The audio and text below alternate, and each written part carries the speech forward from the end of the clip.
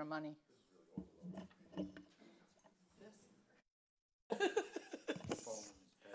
I know. Back in the old day, you guys didn't have this, did you? No, Came here by horse and buggy. that's right.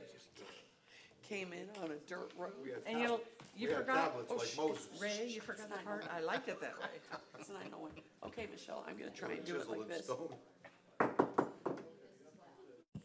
Good morning, everyone. It's 9:01 on Thursday, March 21st, 2019. If you would please stand for the Pledge of Allegiance. I pledge allegiance to the flag of the United States of America and to the republic for which it stands, one nation under God, indivisible, with liberty and justice for all.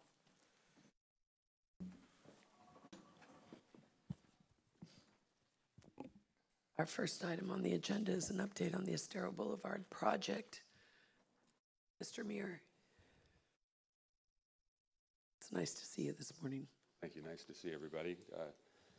Good morning, Mayor, members of the council.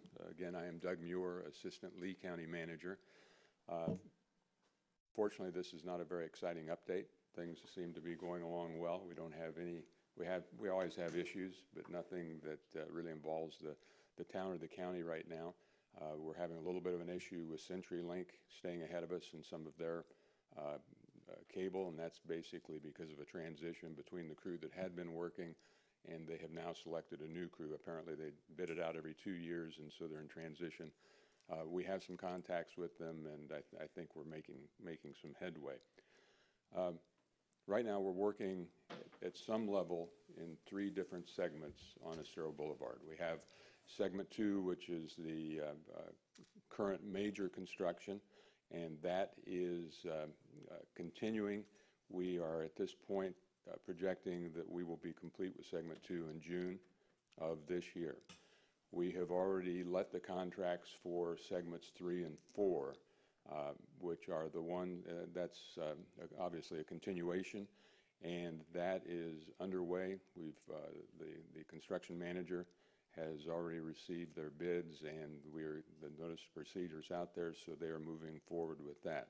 So that will be concurrent construction, completion of segment 2, and the commencement of segments 3 and 4. And what we've done is we've combined segments 3 and 4. We've combined them just into one project. The last segment will be segments 5 and 6, which also are going to be combined. That is under the review right now is the 30% design plan. So that is 30% design. We have acquired some of the easements necessary for some of the county outfalls in that segment. So we will continue to just move forward without any stoppages, hopefully, so we can meet that 2021 completion date. I know I get some emails that are forwarded on to me about concerns of the beach citizens regarding the amount of workers they see or the progress that they see. So I'd asked our construction manager to let me know kind of what the manpower is here. And on any given day, depending on the type of work that's being done, there will be construction people anywhere between 40 and 60 people on this project. They've also extended their work week to Saturdays as well. And that's just construction. We also have about 10 or 12 non-construction people, whether it be the engineers overseeing it, the construction managers, oversight group, and I don't think that even includes the beach, the town's work on the project as well. So we are focused on providing the resources to keep this moving. I have to say I'm very, very pleased. We have, in our meetings with the beach, we are hitting the timelines that we agreed to in terms of funding, scheduling, permitting, things like that. So things are working very well right now. Just to let you know, there's a Tuesday meeting every week that really involves the construction groups, the project managers for the project, as well as the design professionals. And so on a weekly basis, they really focus on identifying any issues, any problems, and making sure that those are addressed in a timely manner. On a monthly basis, we have what we call an executive committee meeting, and that just includes representation from the town's manager office, the county manager's office, the principals from the construction firms, and the design firms. And really the focus of that is not technical at all. It's just simply to look at the schedule, the funding, any permit issues, and any agreed to dates that we are focused on to make sure that we are in a position to hit those dates. So it's really just to kind of make sure that everything is on track and get the decision makers in the room so that if we do have an issue, we can address it right away and have the resources to take care of it. And so that is it for this morning. Thank you, Doug. Anyone have any questions? Bruce? So as you've let these additional contracts out, has it stayed with the same contractors? We have the same construction manager, and the construction manager does not self-perform. Their job is simply to manage this project. So they bid out the individual, like a paving contractor or somebody that's doing the concrete work. Then some of the pipe work they will bid out. I don't know, have we changed at all? I'll let Darren answer. Darren Brown, Christel Construction, for the record. Morning, Darren. Some of the contractors in segment 3 and 4 have changed since segment 2 based on who was low bidder on the package.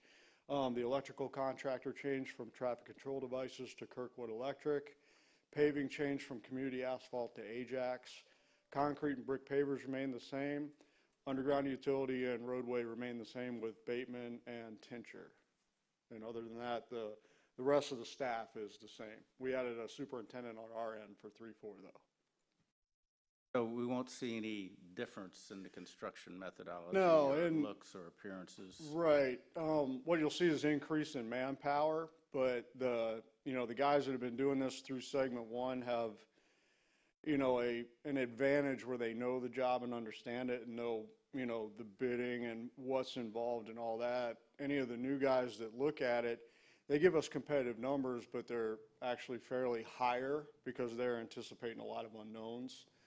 So sticking with the same guys is actually a benefit to everybody in terms of cost and productivity and understand the project. Another question. Yes, sir. There was, in public comment the other day at the meeting, a guy was complaining about the problems with the pavers in the first section, and he's worried that it's going to continue to the same in the future.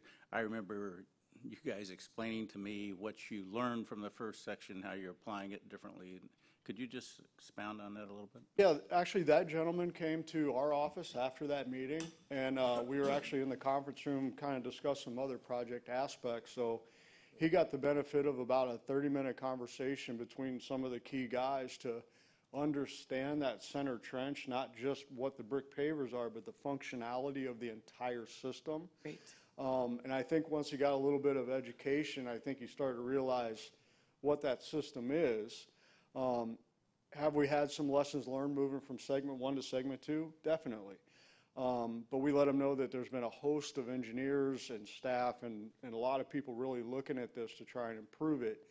The improvements that we've made as we go, we do intend to come back to segment 1 at some point in time and do a little bit of different on the top, the bricks that you see and around the structures to really get that to where everything's going to be solid and stable for the long term. So I think he was pleased with that. He had some interesting ideas that he presented to us. I don't know if their cost would allow for some of those ideas, but it's something that we would look at. But like I said, we've had several engineers really on top of this since segment 1 when we initially put the system in and how it all goes together. And I think we've gotten to a point where we are going to see when we put the heavy loaded traffic in that center lane, there will be some degree of settlement, and we know that. And we actually have provisions in the contract to fix that at no additional cost. It's already built into the contract and the construction dollars. So as we move traffic off to the southbound lane, when it gets fixed, that crew will come back in and get that thing back to straight, level, uniform, and then there should be no further issues with it. Just one other question. Yes, sir. Small detail. So I was driving up today, I noticed these blue flexible pipes coming up in a number of spots. Yes. What are those for? Well, it depends. On the certain sides of the road, the town that's doing the water main, Those are the new service lines, and they stick up like that while they do their testing and all their sampling, and then when that passes, then they assemble that service line into the meter box. And then in other locations, the old water main, or in our case, when we had the force main, those pipes were used to hook up to the concrete trucks to pump the old lines full of grout, so then they're solid and they're abandoned in place. So there's really two purposes to those depending on where they are. Okay, all right, good, thank you. Yes, sir. I just have one question, and it doesn't pertain to the project at all. But Doug, having just gone through a bruising election campaign, I did hear a few things out on the street about the street, and it is the county's road. And I'm not saying this to throw you or Roger or anybody else under the bus. I just need this for my own edification. There's 2 or 3 spots on the boulevard, and I know where they are exactly because I drive through them every day. You're probably already familiar with them, maybe. Have you heard? They don't have anything to do with the project. They've been dips in the road for a couple of years now. One's down by Santini Plaza on the south end of the plaza, an old water project or something. Another one is at the opening to Fairview Isles there on Albatross. And the third is on Mion Street, Curlew Street, where the guys did something and they left a ditch there. So when you drive into the street, and I have a 4x4 truck, and it shatters my teeth when I go through it. So boom, you know. So these are these don't really have anything to do with the big project, but they are things that bother people every day, and I hear about it. And I'm just running it by you to see if maybe you guys could take a look at it and see what's going on with those particular locations. Absolutely. If you could send me the specific locations, I would Sure. pass that on to our DOT operations people and let them take a look. Be happy to. Thank you, Doug. Okay. That's all, Madam. Roxanne, anything? Joanne? Just with regard to the vegetation, people have talked to me about it.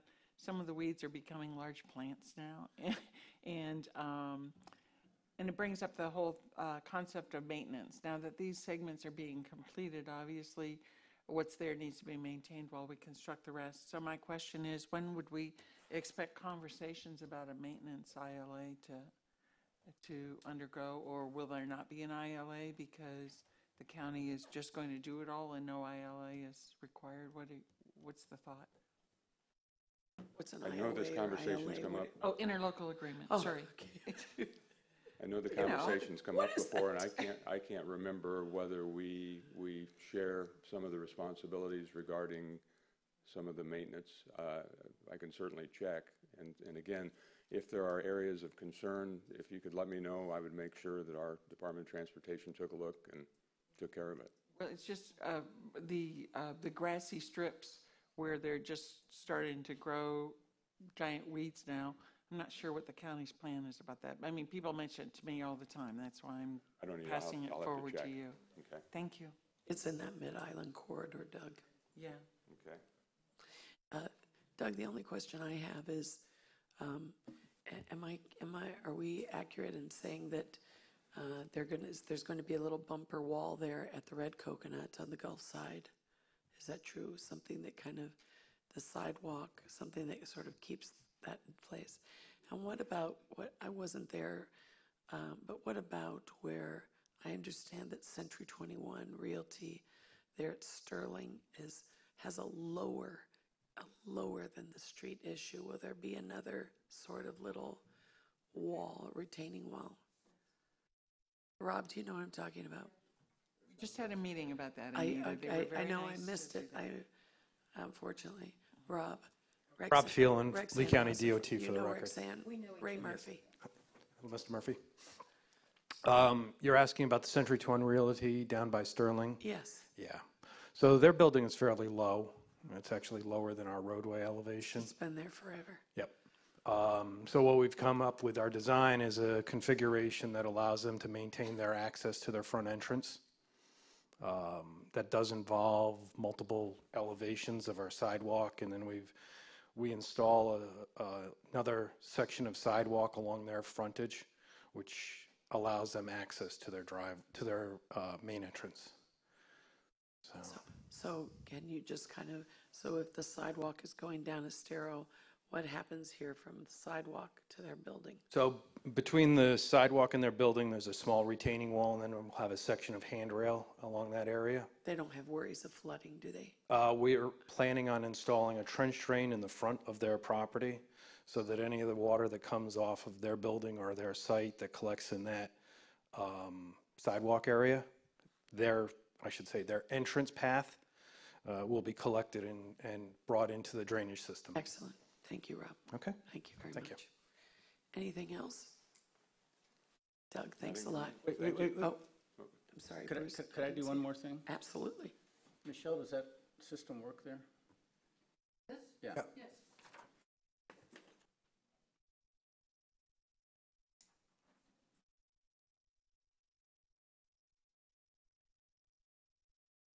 Who brought a drawing or a chart now? It's contagious. I couldn't find any crayons, so I had to use pens.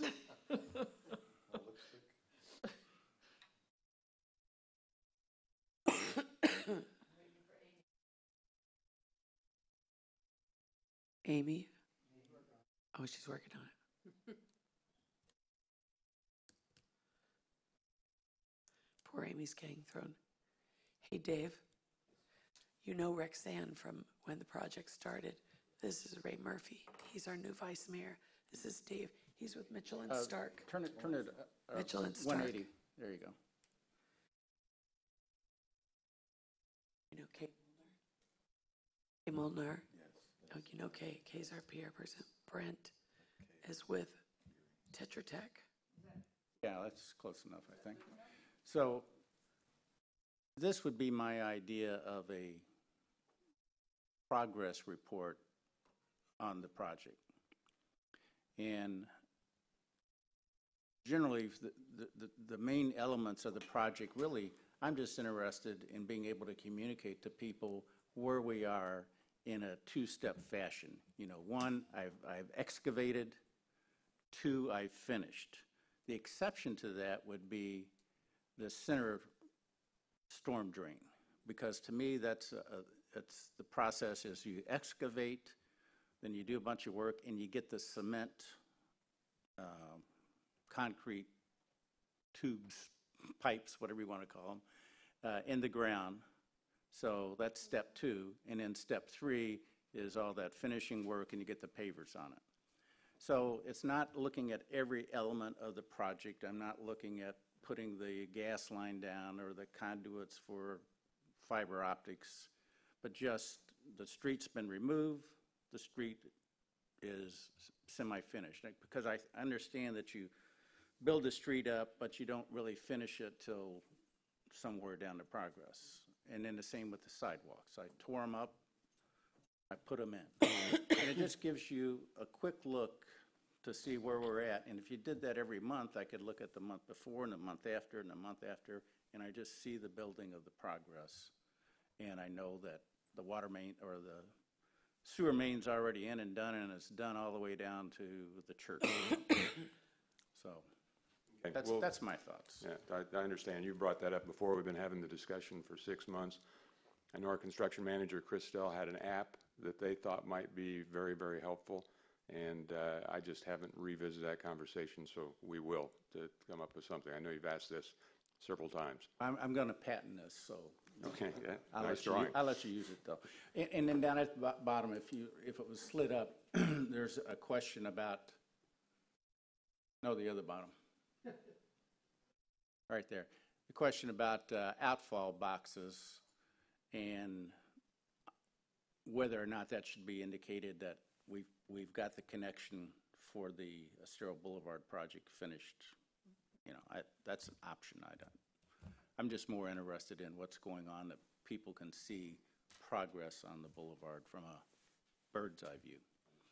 Okay, thank you. Dan? This doesn't really relate, but what Bruce said made me think of it. A long time ago, I signed up for Kay Molnar's email blasts. And I can tell you that there are people out there who still don't know about it, and so I'm announcing it. If you want to know what's going on, sign up for those. It's wonderfully detailed. They actually change colors and say, this is what's changed this week. very detailed. I recommend it if you're interested in knowing what's going on with the project. Michelle, I wonder if there'd be a way to is there a link to that on our website? Signing up for Kay's email list, the weekly updates. I'm not sure, but it can happen if that's the will. That would be great I'll- if we did have that. I'll look into it when we're finished here. Go ahead, Kay Kay. Molnar for the record. Michelle, I think there's a link on there to the Refresh website, and the website is www.refreshfmbeach.com. We've been revamping that over the last couple of months. I know I've said that a couple of times, but it takes a lot because there's a lot going on in these projects because it's more than one project. So we're working on the side streets. We're just about there. And Bruce and I talked when we did the walkthrough at Aberdeen, and we've been working on a diagram like that. So Bruce, if I can get a picture of that, I'll make sure that we're kind of mimicking what you're looking at. Take it with you. I'll just take a picture. But yes, we do weekly updates. We shoot them out. We're also open to feedback on those. If they don't make any sense, please let us know. We try to do them by sections because I know that I'm interested in here because I live here. You're interested in the south end because you live there. So we try to put them in segments by kind of what's going on. If I might, Kay, just thank you again, you and a lot of people, everybody who came out to help along the boulevard last week. You know what I'm talking about? I Yes, just wanted yes, to say you're thank welcome. you. Yeah, we You're did. very responsive, and we appreciate it. Thank you. I think it's that visual thing that Bruce has been talking about that somebody can just look at. And, well, thanks for getting on that. Thank you very much, So, Doug. Madam Mayor, to Yes. perhaps avoid some phone calls and emails that you and others will likely receive, when they don't see the brick paver drainage system in this next segment in vicinity of Sterling and Lazy Way and all of that, maybe it's worthwhile, Darren, to spend a minute and just tell people what the the difference in the drainage system is going to be in that segment. Everyone's not calling and telling us we've got the pavers. The brick pavers that you see in the center trench effectively end at Flamingo. From Flamingo south, we have additional right-of-way, not as much fun stuff at the right-of-way that we have to avoid. So the road goes back to a traditional system, which is crown instead of inverted crown, with collection on the side, and then crossing pipes still to take the water to the outfall. So Flamingo is really where you'll see the end of the brick paver system, and then it transitions back to regular roadway. There's also some other changes as you move south. I think at some point we pick up that multi-use path that's on the beach side, which is a 10-foot wide biking, walking, whatever path. There's a lot more green space, so the look of the road is a little bit different down there. You'll still have the center turn lane where it's designed to go, and then some places are 2-lane or what have you, but the look and the overall feel with the dual sidewalks and bike lanes will remain, just the center will change a little bit, and then where that larger multi-use path fits and goes, that'll come into play as well. And there's one little strip of a slot drain too, correct? Correct. We have there's another section of the 50-foot right-of-way that we had up here in segment 1, and remember how tough that was.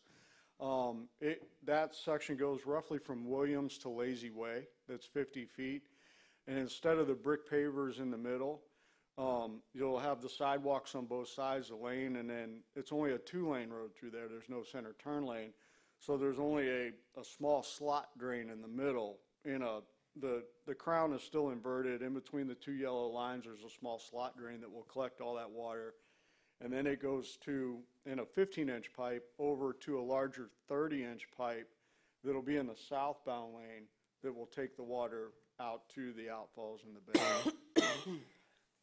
Thank you very much, Darren. Anything else from anybody? Madam Mayor, just, I don't know if you want to just take a minute and have Brett up just so that he doesn't have to stay for the other meeting. If there's any sure. questions about the town's project. Sure. While Brett's coming Thank you, up. Doug. Thank you, It's Doug. nice to see you. Have a good day. According to our construction manager and this is the side streets I'm talking about in particular, Wade Flickinger advised me earlier this week that we're 60 days ahead schedule, and basically, for all intents and purposes, all order lines are in. So some of them still need to be tested and flushed and tested, but we're doing very well schedule-wise. And also, we're ahead of schedule on the Lazy Way outfall that the county requested that we accelerate. So, and we should have no problem meeting their target date for that. But Brett, do you want to talk about the water lines or anything else? Sure. Brett Messner, Tetra Tech. I just want to introduce myself. It's good to see you again, and Mr. Murphy. I do have our stormwater engineer here as well if we have any questions for Tim, and our contractors here.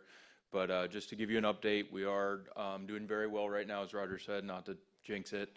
3A is nearing completion. Mitchell and Stark are testing the lines currently. At that point, that's when they'll hook up meters. Those are the lines that you see currently that are sticking out of the ground. At that point, then they'll begin cleanup on 3A. That section is from Madera to Lanark. That coincides with the segment 3 for Lee County. From there, we'll go into 3B. That takes us from Lanark down to Albatross. I believe it's the town's intention to bring the next contract to the April 15th meeting for that.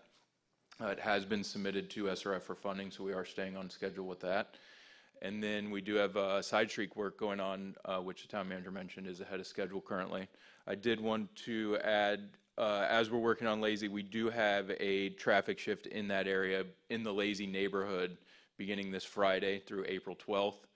That's so that we can install some large boxes in the road at the outfall location there.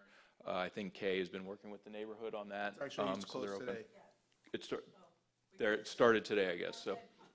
So there you go. And then any other questions that you have? Yeah, when you, excuse me, you said traffic shift, are we stopping traffic at any point and going to one lane for brief periods of times, or is it just the occasional when a truck's moving or something? Well, this is actually a shift around that area. There's some side streets that allow residents that live in the back of the Lazy Way neighborhood to get around that, but in terms of one lane on Estero. Yeah, just if I may, we have to put a box basically at the, just off of Estero in literally in the center of the roadway of Lazy Way. So there's a detour through Dakota. While that's going on. So that's not that. So we're not. It's not really a traffic shift. We actually have a little section of road that's closed. While we're bringing, there's 2 boxes that have to be installed in that area. One is partially in the right of way, and one's kind of right in the road. So that's ongoing now, and obviously we'll try to get that in place and reopen as quickly as we can. In terms of our traffic on the side streets, the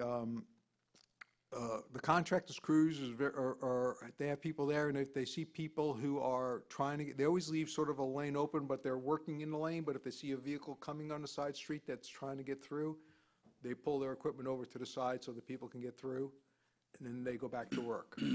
Is how they pretty much do it on the side streets, so that you may have a minute, 2-minute wait while they're finishing dropping a load or something, and then they'll pull their heavy equipment vehicle out of the way so the through lane could be reestablished.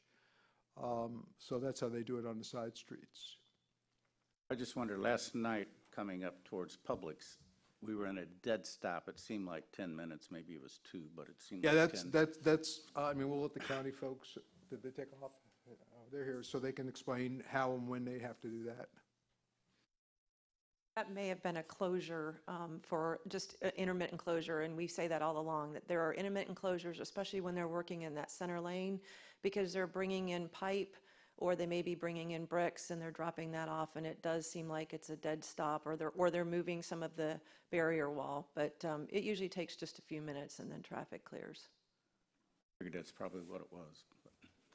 Then while you were up there, at Mound Road, it looks like we're working on the water line there, but are we doing anything with the storm line? Correct. Yeah, we're doing stormwater improvements there as well. That's part of the joint outfall program. So they're doing the water lines first. After we get done with the Lazy Way neighborhood, we'll move down into that area. Yeah, when the county asked us to accelerate Lazy Way, what that meant is basically that instead of having sort of the water line complete and then the stormwater start on Mound Road immediately thereafter. They moved that crew to do the work on Lazy Way, stormwater, make sure we accommodated the county's request, and then they'll go back and finish it on.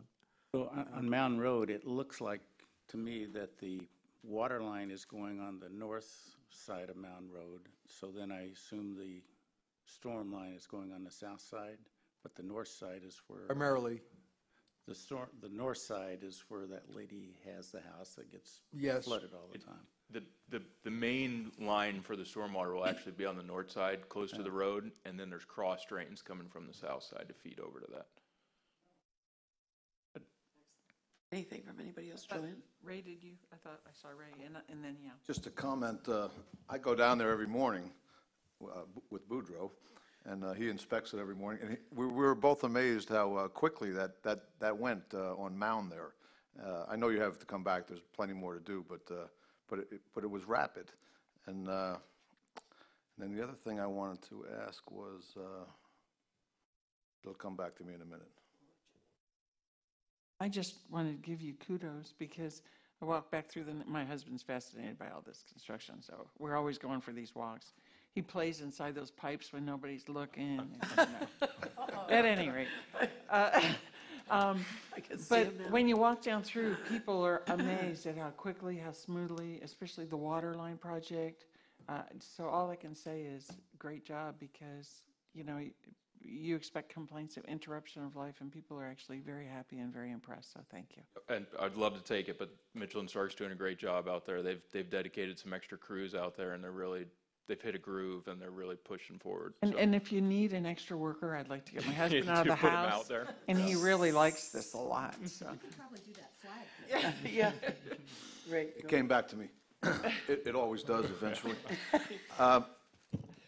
I was thinking about, remember, Roger, you had all those problems on, not all those problems, but you had a couple of concerns on Dundee, and you went there as a group and spoke to the neighborhood. Is that a recurring thing now in the neighborhoods, to go out and let them know about the progress? Well, typically what we've done, so for phase 4, which would be the last joint outfall segment, we've held a public meeting ahead of time, and that basically, you know, we put maps out and show exactly what's going on. Now, if there's been a renewed or further interest from certain streets, then yes, at direction of council, we have gone back out and done walkthroughs, and I believe we've done 2 now, one for Hercules and one for the Aberdeen area. I don't think there's anything better you can do than that. Well, Get out you there know, with the people. speaking of that, so one of the other items that'll be coming forward at a subsequent council meeting is, and Madam Mayor, when you were on council and we renewed the contract, you had asked if there was enough money in for public involvement. And I said, well, you know, we're going to lowball it and hope that, you know, we can keep it low, but some of these I think I gave extra you a community. hard time about that, too. You did. Anyway, we've had some extra community meetings, and we have burned through the numbers. And at that time, I promised you that we would never let service influence our decisions in terms of how we make sure we communicate with the public. So we will be coming back for more money for that activity. But to answer the councilman's question, we try to have these community meetings and deal with 4 or 5 streets at a time. When there's 2 stakings that go on. The first staking is where the right-of-way line is, and that's when you have, you know, the people, you know, having the big one, you know, because they're staking the right-of-way, and there's many impediments in the right-of-way. There's a secondary staking where we actually go back, and within the right-of-way, we identify impediments to the project, or potential impediments to the project. In some cases, we don't even wind up touching them, but in some cases we do. We tend to mark the things on the side of caution there. And then you have, you know, the case where, you know, the person's grandmother planted a tree and they don't want to see it get trimmed or cut or whatever.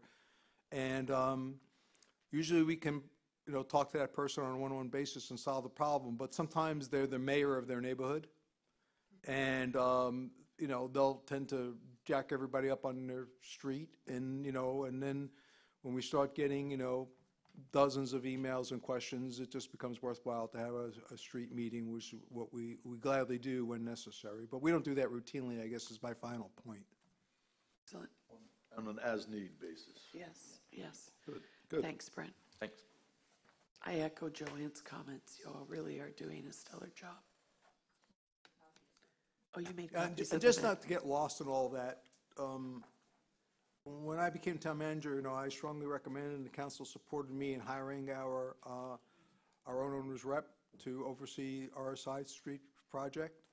And Wayne Flickinger's been basically doing that since I've been here, and he does an outstanding job. Yes, he does. Yes, he No does. one really knows, he's running around, you don't really see him very often, but he's on top of all that stuff. And he makes sure not only that, that the property owners are issues are dealt with, but he also makes sure that the project works in the field, and, he works with Tetra Tech to make small engineering modifications in the field to make sure that when someone says, well, I have a little drain spot over here that needs attention, that we try to attend to those while we're doing the project. Excellent. Okay, thank you very much. Thank you, guys. We're going to take a little sidestep here, and I'd like Cindy Hill and Michael Shepard, if you guys would just come up for a couple minutes. They're here to give a heads up to the council on something you may have already heard about, but just so that you're not sideswiped. Good morning, folks.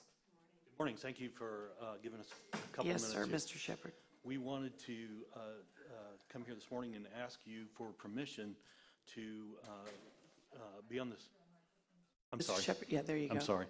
We wanted to ask you for permission to be included in your schedule for the April 1st meeting, I believe. And at that point, we'd like to give you our thoughts and plans for potentially bringing a offshore powerboat race event here to the beach area and out on the Gulf front. We've been really working very hard behind the scenes a little bit to put things together, and we'd like to give you those ideas and thoughts, and we'll be open for your suggestions and anything that would be helpful to make that happen, to hopefully improve some of the economic activity in the fall timeframe, which is what we're looking for.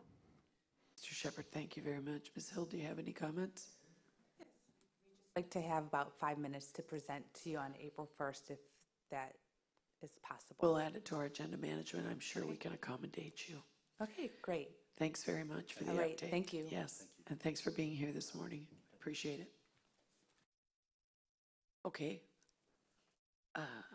Next item on the agenda is a review of agenda management. So, Ray, this is a new thing since you were here. It was certainly new for me, but basically, you know how agenda, you want me to tell you about this, or you know it already? Basically, agenda management is a list of priorities for the council meetings for the actual agenda, and two people have to agree to put it on agenda management. And if something's a huge priority for you, we try and move it up the list. So we don't necessarily reflect on it. We just, does anybody have anything to add, or do we want to jostle anything around here? Joanne, I'll start with you. With regard to 289, it just concerns me, the wording of that. Remove families from short-term rental ordinances.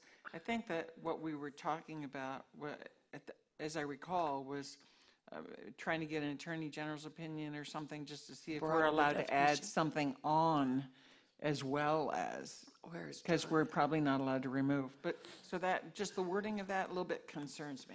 You know, maybe this should say to broaden the definition. Yes, something like that. And whether we can even do it at all is another issue. Okay, so the other ones that come to mind, I'm glad they said offshore. Hold on, Joanne. Bruce was going to add.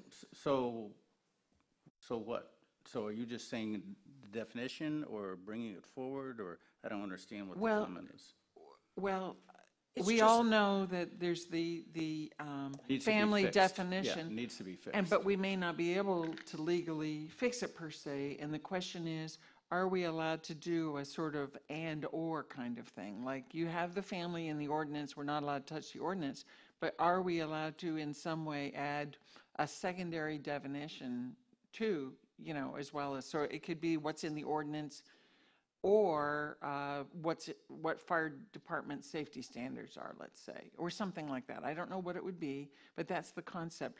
We know we can't touch the ordinance, but we know that there's that wording in there that none of us are comfortable with. And I'm not sure if the idea was, and Mr. Herron's not here, was to have the new attorney. Coming right back in. Oh, good. The idea was to have the new attorney find if there is such a thing as an attorney general opinion that would provide safety for us, or if we just leave it alone even though we don't like it. I guess that's the point that's said. And Rexanne, I'm sure you have a good feeling about it, a strong feeling I about have that. things to say about this, but I don't think it's appropriate that we be discussing the Right, items. exactly. This is a discussion. I wouldn't normally, Right. but he asked. So, yes. But it was just that I didn't like the wording of that, the title. It's got quotes around it. It means we're looking at the word. Okay, good. So it doesn't offend me. Okay. I'm glad about the offshore boat race conversation.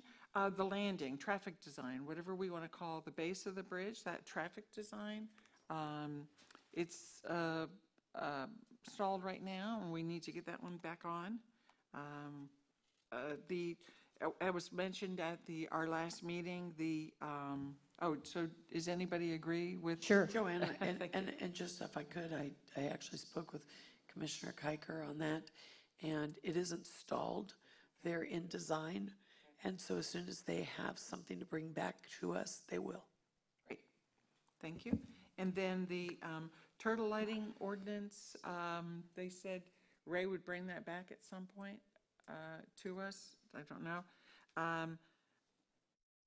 The voting, right, the voting date. Yes, that needs to go on. November versus March, and any other ramifications. Any recommended charter amendments that need to be in by 11/18. What town manager mentioned at our last meeting, which was the code, you were going to bring forward, like the code warning violation policy. General discussion The about general discussion on that. code enforcement. And then one other one that came up was sort of maybe a tech visioning conversation that would be all about all the different tech things that we might do to be better informing the public, if anyone wants to add that. So that's my list of things that have come up in the last meetings that aren't on here that I saw. So just so everyone remembers, and thank you very much for your additions, but just so everyone remembers, these agendas are produced almost a week in advance, so things that happen, for example, on Monday wouldn't be on this list. Right. Oh, no, I wasn't. No, just so everyone remembers. I wasn't complaining. It's just I was keeping track of. Just for whatever. everyone's new folks' edification, this basically runs about a week behind. Right. Okay, so Rexanne? Well, it's always wonderful to go after Joanne because she says most everything that I would have said. The only thing that I would like to bring up at this point that's been a concern to me, I'd like to look at the LDC as it relates to footprint of houses and side setbacks. It's something I brought up before when I was on council and really didn't go anywhere at that point. But many people have mentioned to me that they feel that these very large houses that are being built overwhelm the size of the lot. They literally rip every tree off the property because there's no room for any trees. The house and the pool and the cage, and it takes up the entire lot. And I know when I've looked at Sanibel codes, their side setbacks are bigger than ours. So I just like to have a discussion about footprint size and side setbacks and related kinds of issues. Anybody with me? Yes. Oh, I support that. Yes, but I'm just wondering if that isn't something, yes, let's have a light discussion about that and then send it to the LPA and then have a broader discussion.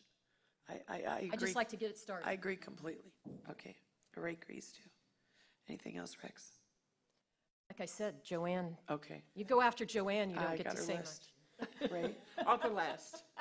Anything? I just Bernie? want to reiterate what I said on Monday about Yes, having. April, was have that April 15th. April the, 15th? The waterman down from Pine Island, Matlacha.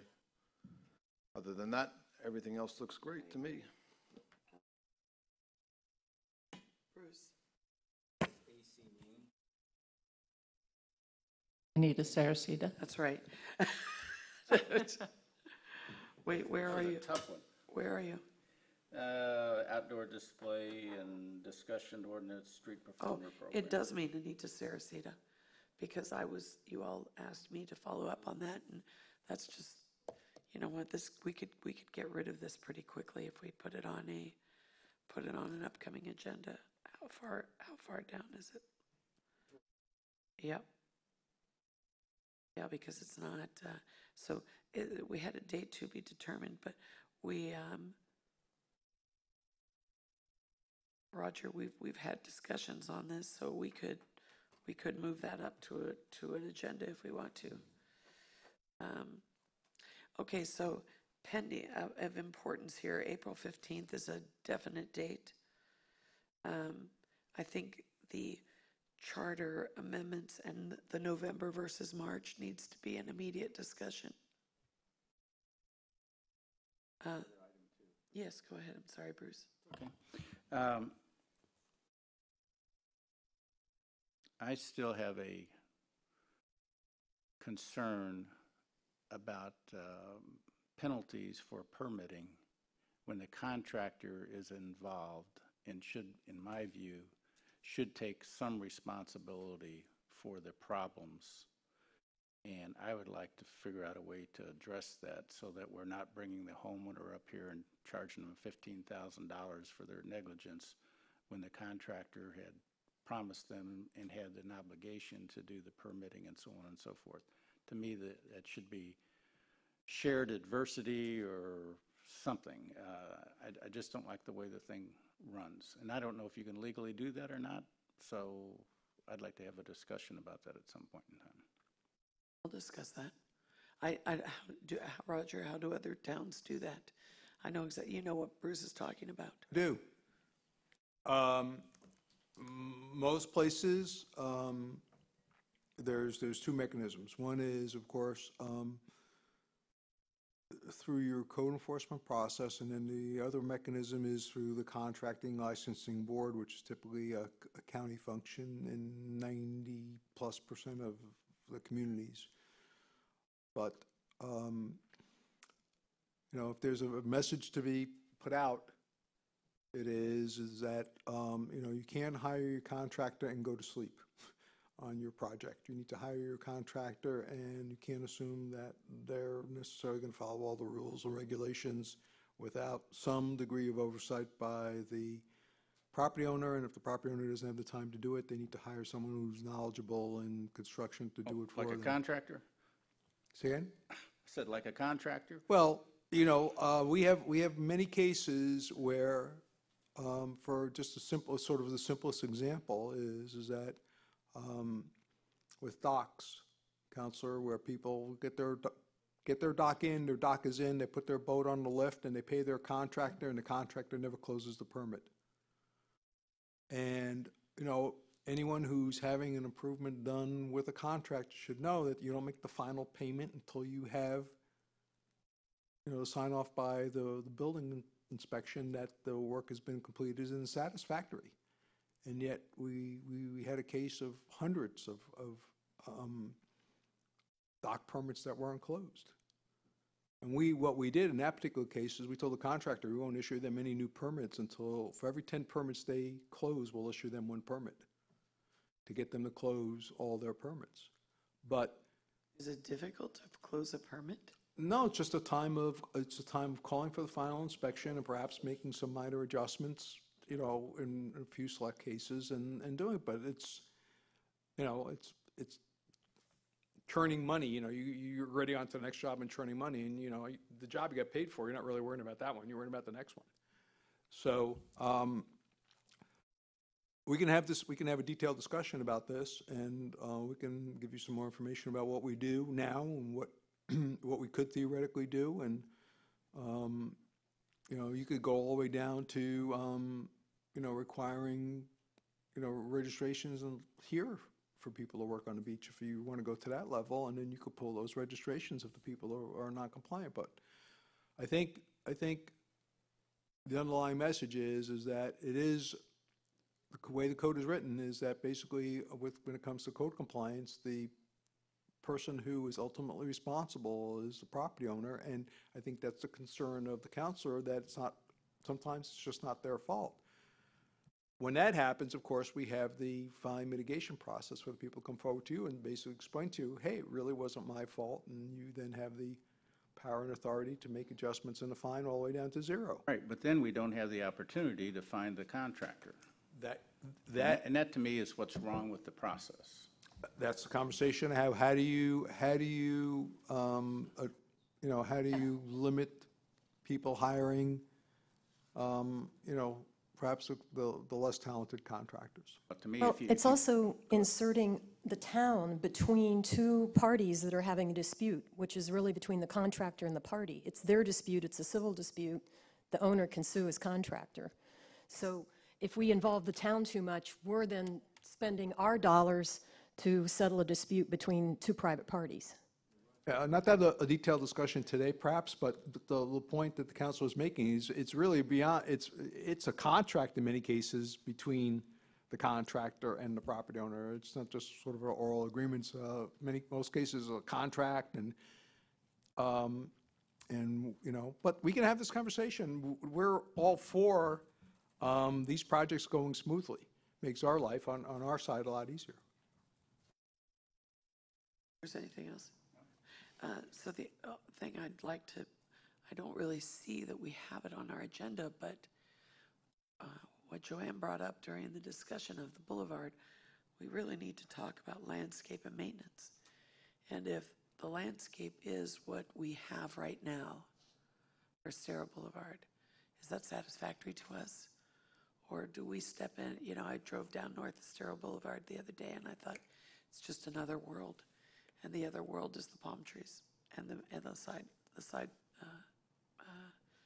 the little strip. How many times people have said that? Why doesn't this look like the north end? Exactly. So I think we need to, does anybody agree that we need to discuss that? Because we need to discuss it before we go into budget, because if it falls on the town to step that up, do we step it up or do we just have grass? I agree to discuss it, and I've actually been asking around town. I know we used to be a tree city, and we aren't anymore. So maybe that's something that could be in conjunction with that. I would have to do more research on it, but I'd like to talk about it. Joanne? I agree too, and as I've talked to them before and researched and find out, they do have $1 million in their budget. But if you recall, when we had the conversation, they kind of said, tell us. Yes. Which is crazy because they have, if we do this, maybe we can ask for the Lee County Landscape Group to come to our M&P. Okay. I give you the name of that group. It escapes me right now. Okay, that's all I have. Madam Mayor? Yes, Roger. On the landscaping issue, it's important to perhaps have that when the assistant county manager, I know, is here because it's, clearly, I don't know if they've definitely stated their position on this, but I've sort of interpreted their hints that they've given us, and that is that Grass. yeah, you're basically, if you put all their landscaping restrictions together, their core level of services, and all those sort of little comments they've made when this topic has come up, it's basically going to be sod. I think and the sod that's there now is supposed to be temporary, by the way. That's not supposed to be the final sod, based on the emails that I've received. But my recollection also is that they said they're not going to do or worry about this until the project is complete. That's the last thing they do. That too. Yeah, right. Recall, Madam Chair, back in the day with the Victor Dover charrettes and so forth and so on, when we were talking about the boulevard, I mean, really the way to build a road is to, the road, the bike paths, the trees, then the sidewalk. The trees protect the people on the sidewalks. Right now, I mean, the way, they're beautiful sidewalks being built, but, I mean, the same thing can happen on our sidewalks as what happened down in Bonita Beach. I mean, somebody can go up on a sidewalk and. It's happening everywhere. And kill somebody very easily. So it's really it's a public safety thing, too. It's not just aesthetics, it's public safety. It is, absolutely is.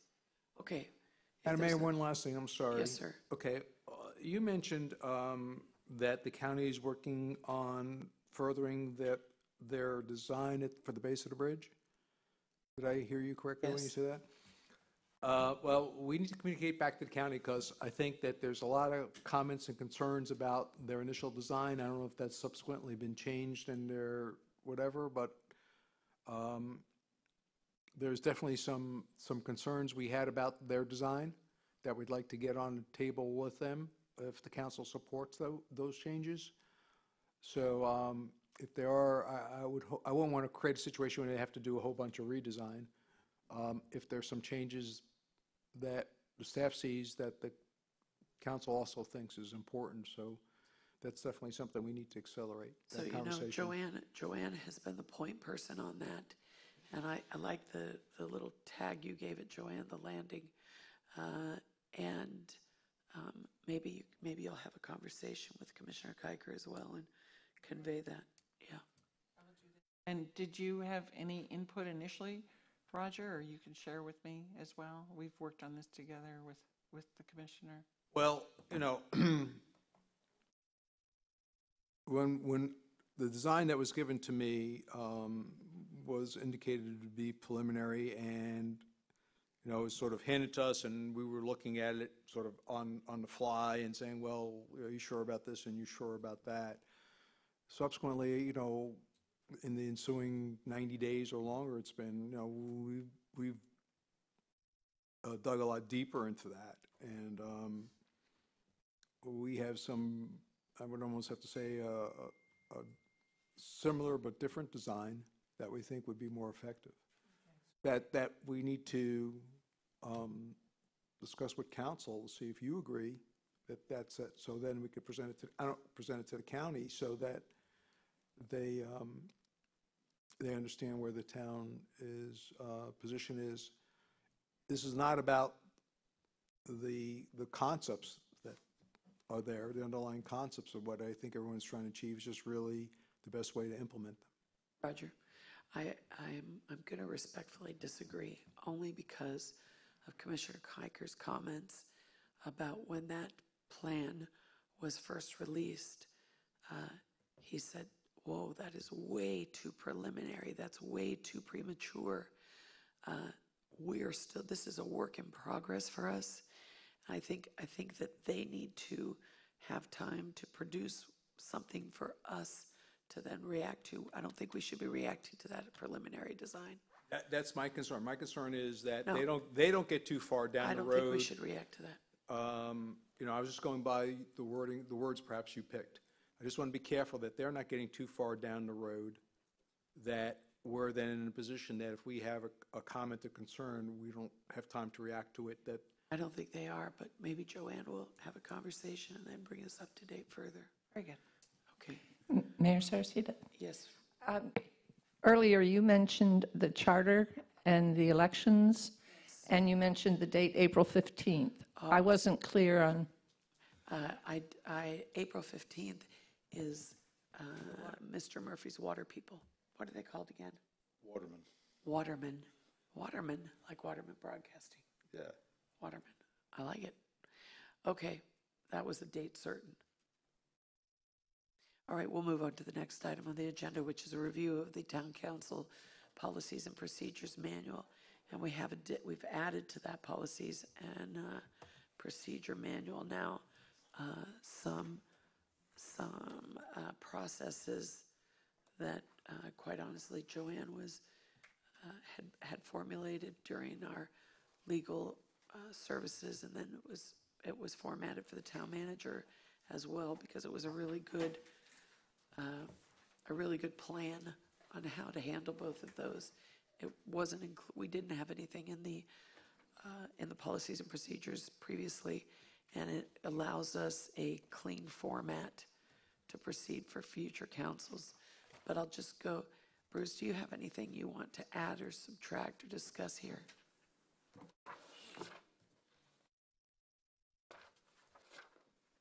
Somebody else? I'm ready if. Yeah, go ahead. Roxanne? First of all, I'd like to say that I like what I saw, but my concern was that it didn't address one of the problems that arose during that process, which was that there was a job description with qualifications issued, and then those qualifications weren't necessarily followed. So I think we need to say, that there will be a job description with qualifications issued, and that if someone doesn't have those qualifications, they don't get to be in the top 5. So for example, if you say for this job someone has to have a bachelor's degree and they don't have one, then they shouldn't be qualified to go into the top 5. And that the counselors, when voting, will consider what the qualifications are when they do vote. So I'd like to add those things to what Joanne created is great. I'd just like to add that to it. I understand, and I think actually that was actually part of the RFP, RFQ, where it said, it didn't say required, it said preferred, and that's. Right, and I think we need to that's clarify important. that. Yeah. That rather than using the word preferred, it would be a qualification, and you either have it or you don't. Now, some things, of course, are going to be nebulous. Experience is a nebulous thing, but you can say a certain amount of experience or something of that nature. Okay, so if you agree with her, Joanne? But I think that's, I'm not sure if that's put in here. Or if it's actually in the RFP. That's the thing. But I think our manual needs to say that if someone doesn't meet the qualifications, they don't get to be on the top 5 list. It needs to be black and white. Person even have been interviewed if they didn't meet the qualification. Well, we have. Yeah, that's been happening, so I yeah. just felt like, since that's the thing that actually arose, we need to address it. So if there, Maybe the attorney, how Joanne, would you word it, or? in your, I'm just trying to go to what page that would be on. In your addition for town manager and legal services, is there some place where a sentence or two could be added to stipulate what Roxanne is discussing? I don't think it would be a lot. A couple of sentences would do it. I'm wondering if it isn't on page 24 at the very bottom, packet page 24, where it's interview selection process for legal, or somewhere in there about services that you will not qualify for an interview if you don't meet the requirements. It doesn't go necessarily into the process that starts on page 25, but it's rather ahead of that in packet page 24. Interview Yes. selection process for Yes. legal services, and in particular, it was, I guess, on page 28, this time it was, you see the interview selection process just in the first introductory sentence. And that one, by the way, should be corrected where it says, I just noticed packet page 28, the very top, number 12, interview selection process for town manager. That word should be. But maybe that's it, a sentence inserted there that would be, I think that would work. you won't be Roxanne. scheduled, I think that whatever works. that wording would be, that you wouldn't be scheduled for an interview if you don't meet the requirements per the RFQ, RFP, whatever. I was just going to say on packet page 24 and 28, where you have 11 on 24 and 12. Yes. And you have the introduction, following applicant form ranking sheet shall be used. Clearly, you could put a state that all candidates must meet the criteria set forth in the advertisement. Or something to that effect. Only candidates who meet the minimum qualifications will be interviewed. There you go. There you go, perfect. Okay, so can you make that adjustment? On both. Thank you. Roxanne, anything else? I don't think so at this point. Joanne? Ask if somebody else gets to speak. I'm teasing. If somebody else wants to I'll go go- next. I'll be quick. I'll be Yeah, quick. yeah. Just so I'm up to speed on all this, this was the existing policy and procedures manual and was amended on December 17th, 2018.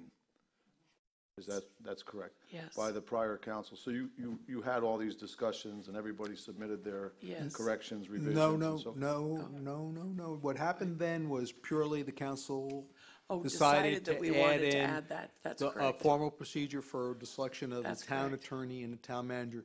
It was not, the entire document was not reviewed. That's That's it. correct. That was it. And we decided that we needed to be reviewed by the new council. I spent about an hour and a half last night reading stuff I didn't have to read then. It's always good to review. Yeah. No, if there's anything else within the document that you all would potentially like us to revise or amend, delete, then certainly that's the purpose of the agenda item. Yes, and to that point, Madam Mayor, Yes. this is the procedures for town council. This is how the five of you govern yourselves and operate. It's not about necessarily your, how you interface with the town attorney, myself, or the staff, or how the staff does things. This is about how you all manage the town's business among the five of you. Good. Bruce? Okay. I'd mentioned this one other time when I first started on the council, and one of the concerns I have is responding to emails where someone on the beach sends the council an email and says, my property has got this problem and blah, blah, blah. And it bothers me to respond with some prescriptive solution to that person. Well, I think Roger ought to go do something about that, and this is what he ought to do. And if everybody responds to that person, and I give my direction, and Ray gives a different direction, and Joanne gives a different direction, he's got 3 different solutions to his problem, and maybe none of those 3 are appropriate. And then he copies everybody again and shows A, B, C said this, and it still maybe didn't get to Roger, and Roger is the one that should be doing that. That, for some reason, that process bothers me, and I know everybody wants to be responsive to their constituents and act like they're carrying the ball for them. But to me, generally, this stuff ought to be referred to Roger and said, thank you for your comments, I'm referring this to the town manager. And if something then doesn't happen, then maybe you have a discussion with Roger. It just bothers me. It just doesn't seem right under the Sunshine Law and trying to give advice to people. So could I just comment on that, Yeah. Bruce? So I'll use an example of an email that just came in to me. I think I answered it last night about seaweed on the beach. Maybe you got the same one. So my response to them was, I'm forwarding this email to Chelsea and Roger because they're the ones that handle these things. Please let me know if I can be of additional assistance. Anita, I think it's important always to remember what our job is. We're policymakers. Right. We're not seaweed collectors. Right. That's his job. So I agree with you completely. I don't know if there needs to be something further stated in that. I think for the most part, I think everybody here understands what their job is.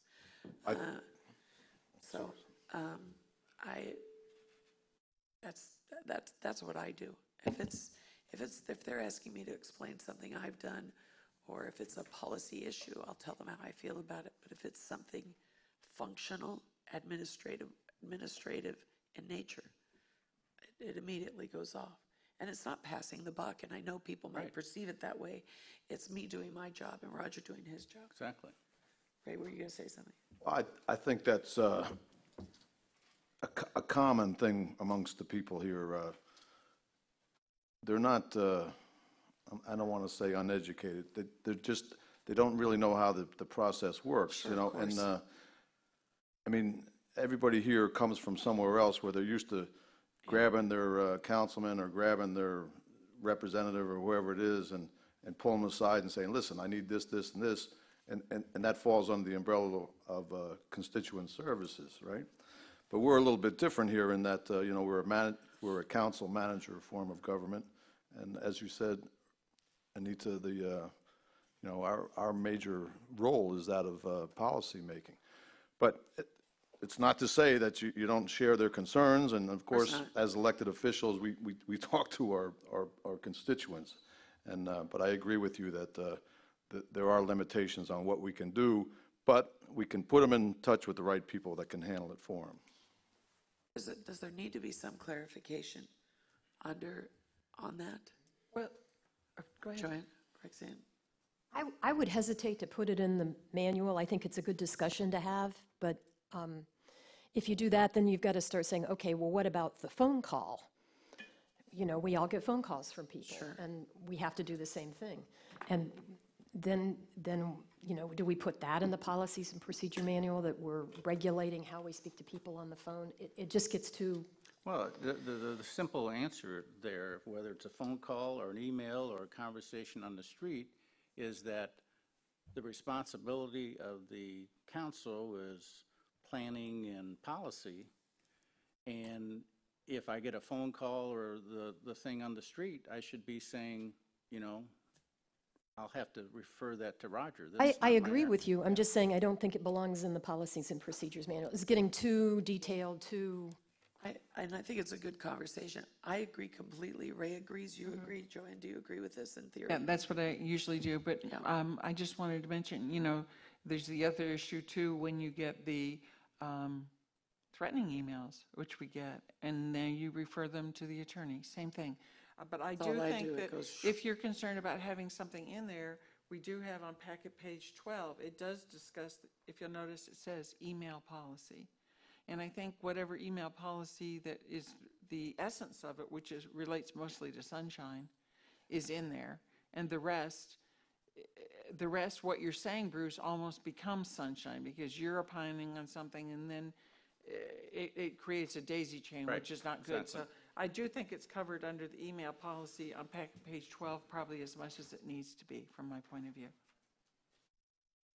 So everyone follows that. Don't worry. My interest is piqued all of a sudden. What sort of menacing emails do you get, threatening emails? Oh, honey, I'll show you some. Hey, I never got one of you know those. what? Well, you will. There's just have Oh, that's right, we didn't have email back then. Yeah, That's that right. was in the old days. And it Quite depends on what the astounding heated, sometimes. it can't be, Is that right? Okay, I Yes. got one or two other things. go ahead, Bruce. Okay. On the mission packet, page 9, Town Council mission and job descriptions. I didn't verify what I'm going to say, but I think I recall that what I'm going to say is correct. It says to ensure by strategic planning care policies that the unique and natural characteristics of the island are preserved, to supervise the town manager and attorney to perform actions for the welfare of the residents, owners, business persons, and guests of the island, blah, blah, blah. In the town charter, I think it refers to citizens rather than this list here, and I personally like this list. And there's always been a debate in my mind in the town charter when it says citizen, what the definition of citizens is. And some people say, well, it's registered voters. Other people say, no, it's the members of the public that are within your municipality, which I agree with. And it just seems to me a little bit of a conflict of this mission statement versus what's in the charter. So I will refer that to people that know more about that stuff than me to comment on that. Well, I am not a fan of the word citizen, but I'm going to Google it right now because I'm curious what it says. I'm not a fan of that word because we have so many property owners and residents who are German, Canadian, South American. We have a lot of different kinds of people. And so I'm hoping that the definition for citizen or citizens is something a little broader. It says a legally recognized subject or natural of a state or commonwealth, either native or naturalized, an inhabitant of a particular town or city. So an inhabitant is everyone. Doesn't necessarily say you're a citizen of the country or a resident of the town. You're an inhabitant. I think that may be a weak, at the end of the definition comment, that most people wouldn't recognize. I think most people, when they hear the word citizen, they think I'm a U.S. citizen. I think so too. I have the opportunity to be a voter in the United States. And it's the perception of what it is, not the way down deep definition. So when people read citizen in the charter, they're thinking it's my voters. And I think the charter ought to be changed. Or in here, you take this group of people and you say, i.e. citizens, then that makes the charter definition refer to this and they're common. Because to me, I think there's a conflict in this definition versus the other, because guests to the island are not necessarily inhabitants. I could argue that potentially. They're inhabitants, and that's Well, I this, don't know, if somebody this, comes over from Cape definition. Coral for the day to the beach, is that an inhabitant? Well, look, here's the charter is the charter does regulate voters of the town. It's the official document. I think citizens is a proper word there. This is a policy. This is a further policy, further clarifying or stating how the town operates. I understand what you're saying, Bruce, and I understand why you're saying it. But I think this further elaborates citizens. What do you all think? I don't feel the need to change the charter over it. I don't think it would change anybody's performance or how we deal with anyone. I understand your point, but I think it would be a lot of trouble to change the charter, and it really wouldn't change the way any of us behave. Well, I disagree with maybe us, but there's other people that take that very literally, that I'm here to represent the voters. And they would continue to behave in that way no matter what we put in the charter. Maybe, maybe not.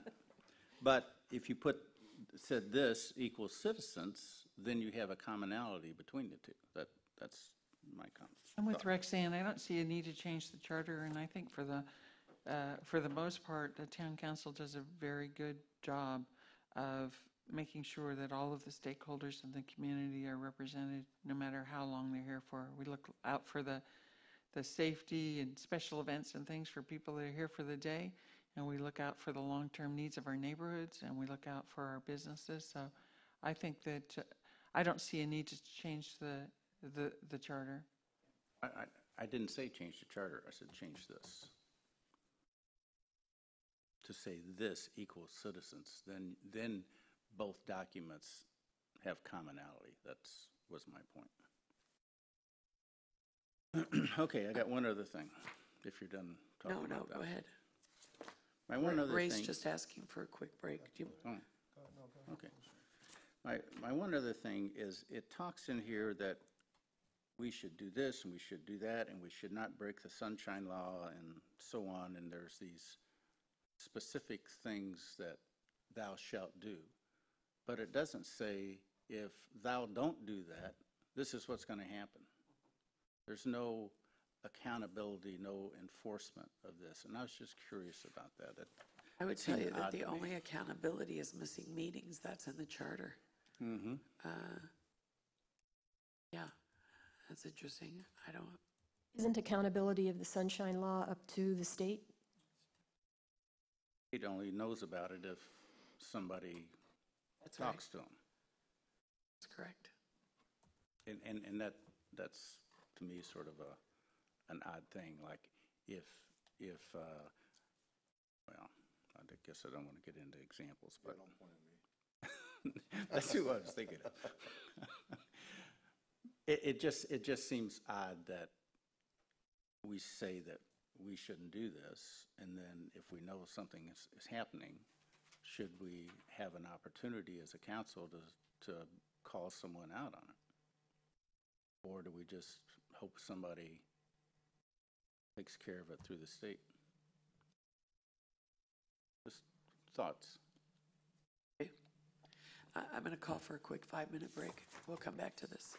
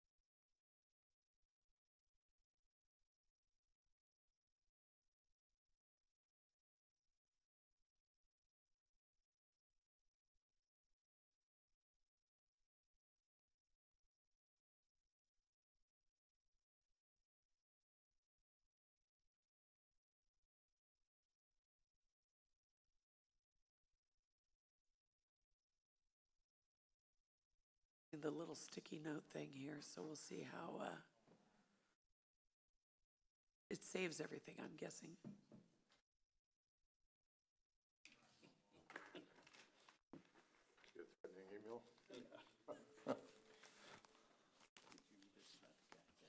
Yeah, I did.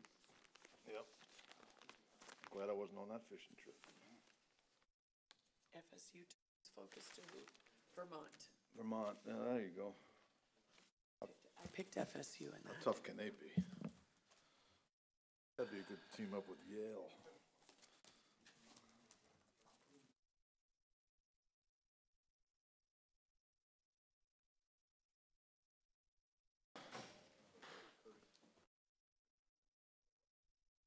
Let's restart. How do you know when you're back on? That red light? No. She just gave the thumbs up. Okay. So, Amy, has that red light always been there? I guess I just never saw it from my point of view, down in the back 40. Okay. Bruce, were you finished? Or you have one other thing? I had one other thing.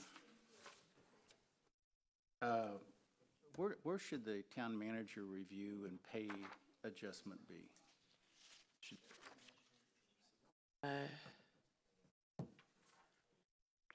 You know, it should probably be under that review process, shouldn't it? Should we say something about that?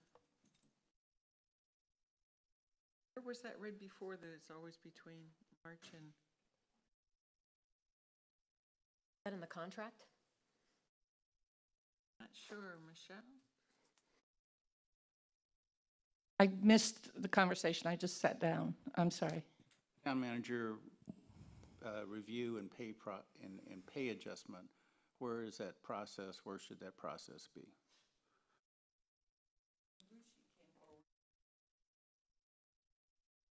That relate to just his contract, or is that a general policy? I believe that was in his contract.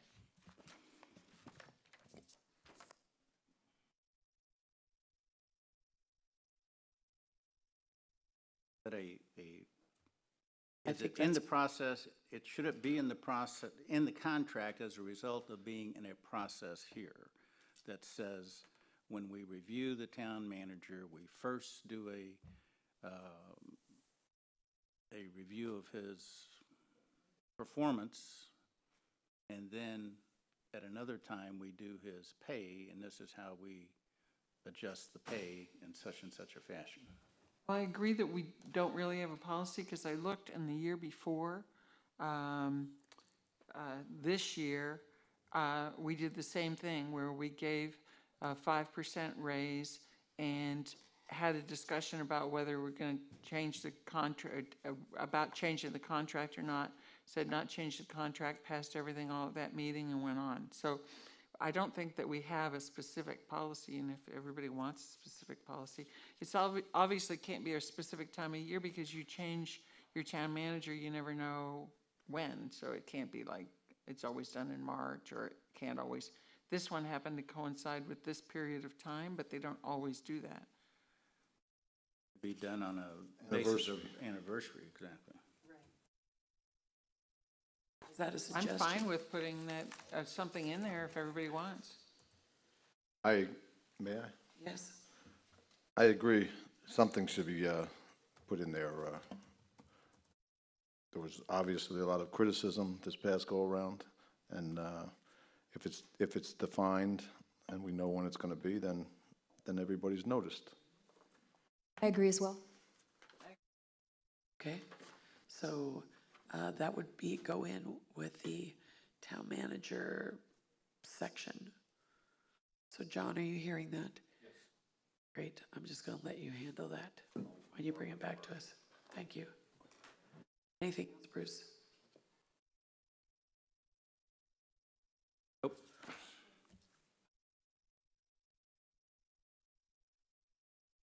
I did Roxanne. Joanne? Just a couple of little things. I noticed on packet page 17, meeting prep and planning, meeting schedule. It's minor, but it says regular meetings of town council may be found on the website calendar. Management and planning meetings, M&Ps, are work sessions on our schedule to discuss financial issues for the town. Wouldn't that be policy and financial? I mean, it just says MMPs are financial issues. Oh, It's under yes. number 6. It should be policy and planning. Whatever the pleasure of everybody is, Yes, but it just shouldn't be just financial. You're right. Anything else? just another small one. It's further down the same page, table and preparation process. A draft agenda will be sent to town council for review and comment within 24 hours. It seems like we've been doing that more, that the mayor has been doing that. And I don't know what the town council prefers. It just does, I'm not sure that this reflects what we're doing and if you want it to reflect what we're doing. It is a good point. I think everybody should be able to comment on it because any council member can comment on the agenda. I already have. But, you know, by the time we see it, the other council members see it, it's already, the agenda packet's complete, or your packets are in your mailbox. So that would mean that the agenda list would have to come out 24 hours ahead, some period of time ahead, which I'm not sure how convenient that is. I'm just saying. Roger, what have you been doing? Whatever, you're in charge. So the issues with getting the council involved in the agenda is, from my standpoint, my experience, is generally not a good thing. Other than when you tell us as part of an MMP that you want to consider a certain item on a certain date. When we're in agenda production mode, our goal is to get you the information as early as we can in the week so you have the most amount of time to be prepared for it. And if we, have to solicit input from one or more members, it just slows down that process. Okay. You have something on the agenda, you don't want to deal with it, you make a motion to defer that item or table that item or whatever, if there's not a willingness of 3 or more of you to deal with that particular item. So, I just think that, So historically, you've done the agenda and whoever was the mayor at the time reviews it, says okay, or you just do the agenda? Michelle, when we're not out of time, tries to get it to the mayor to review. The point of the review is more of an order thing than it is don't put this on, put something else on instead. Okay. And frankly, you all look at the agendas and change the order anyway at the head of your meeting when you set the agenda, so I really, don't know why that step is really necessary, but if you feel it's important, of course, we'll accommodate you all. So I guess Joanne's point is that the Policies and Procedures Manual does say that we're to do something that we're not actually doing, so we should probably take it out because... Right, take it out. Take it out. Or make it where it's the mayor that takes a quick look at it. It's fine with me either way. I think it should be the mayor takes a quick look at it. That word town council to mayor. And that was it for me. Could somebody tell me where, and maybe it's already been reviewed, or maybe it's already out, where is it in here that we talk about if we're voting for someone, there's this whole long process, or at least there used to be, and Right near the end. it's just ridiculous, with all due respect to whoever created it, because each situation is distinct, and I just don't know. It's all the way toward Are you the talking end. about when we're voting, the voting procedure on The packet members. page 16? Packet page 16. Three get 5 votes 3 get apiece. 5, 2 get, yeah, it just, is that necessary? It's like, look, we choose somebody and the majority wins. Let's see, page packet 16. The ballots are given.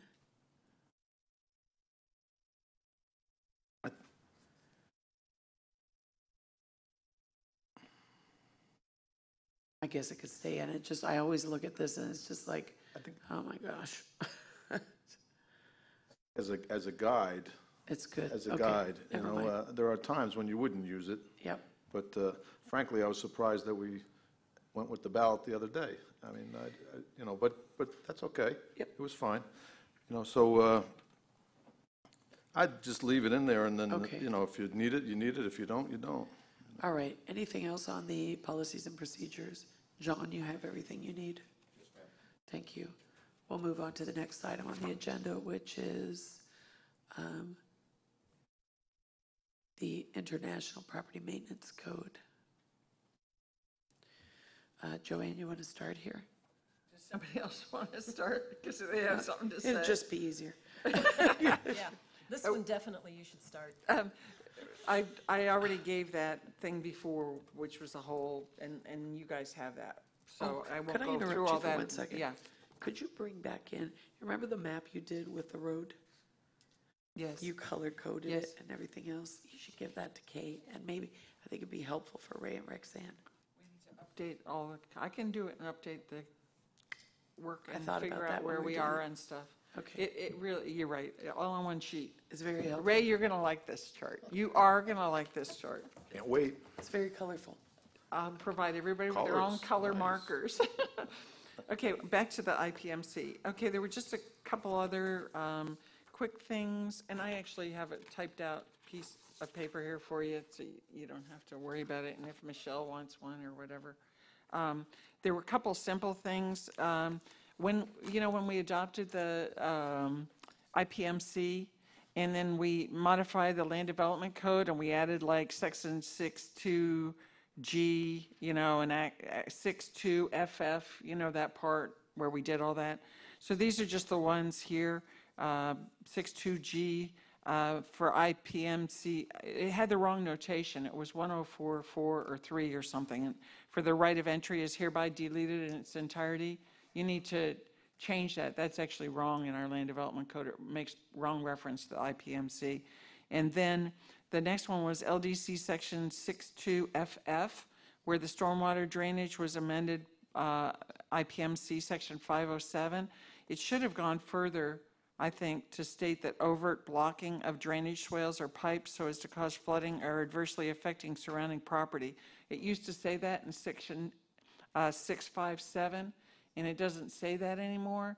And we have that one like on Hercules where somebody put a concrete driveway and actually filled in the entire swale, and there was nothing in the code. So, and then also we have in there, in that same part, it says point sources of stormwater discharge from private property directly onto the beach. It should be point sources of discharge from public or private property directly onto the beach are prohibited. I believe we talked about that. And then the one big thing in section 202, the IPMC section 202, which in here is your page. Sorry, I was making reference back to the LDC that's not actually in our packet. It's kind of, let's see, 202 is, let me get back in here. Okay, so now we're on packet page 53. The section 202 definitions do not match our LDC 34.2, and that's really critical with regard to, that's where we have dwelling units, the different types of live-work units, to family, work-live, mobile homes, multiple family, caretaker. So I'm not sure how that correlates. I just leave it to you. You've asked me to mention them, and you'll figure out how that correlates. So just to kind of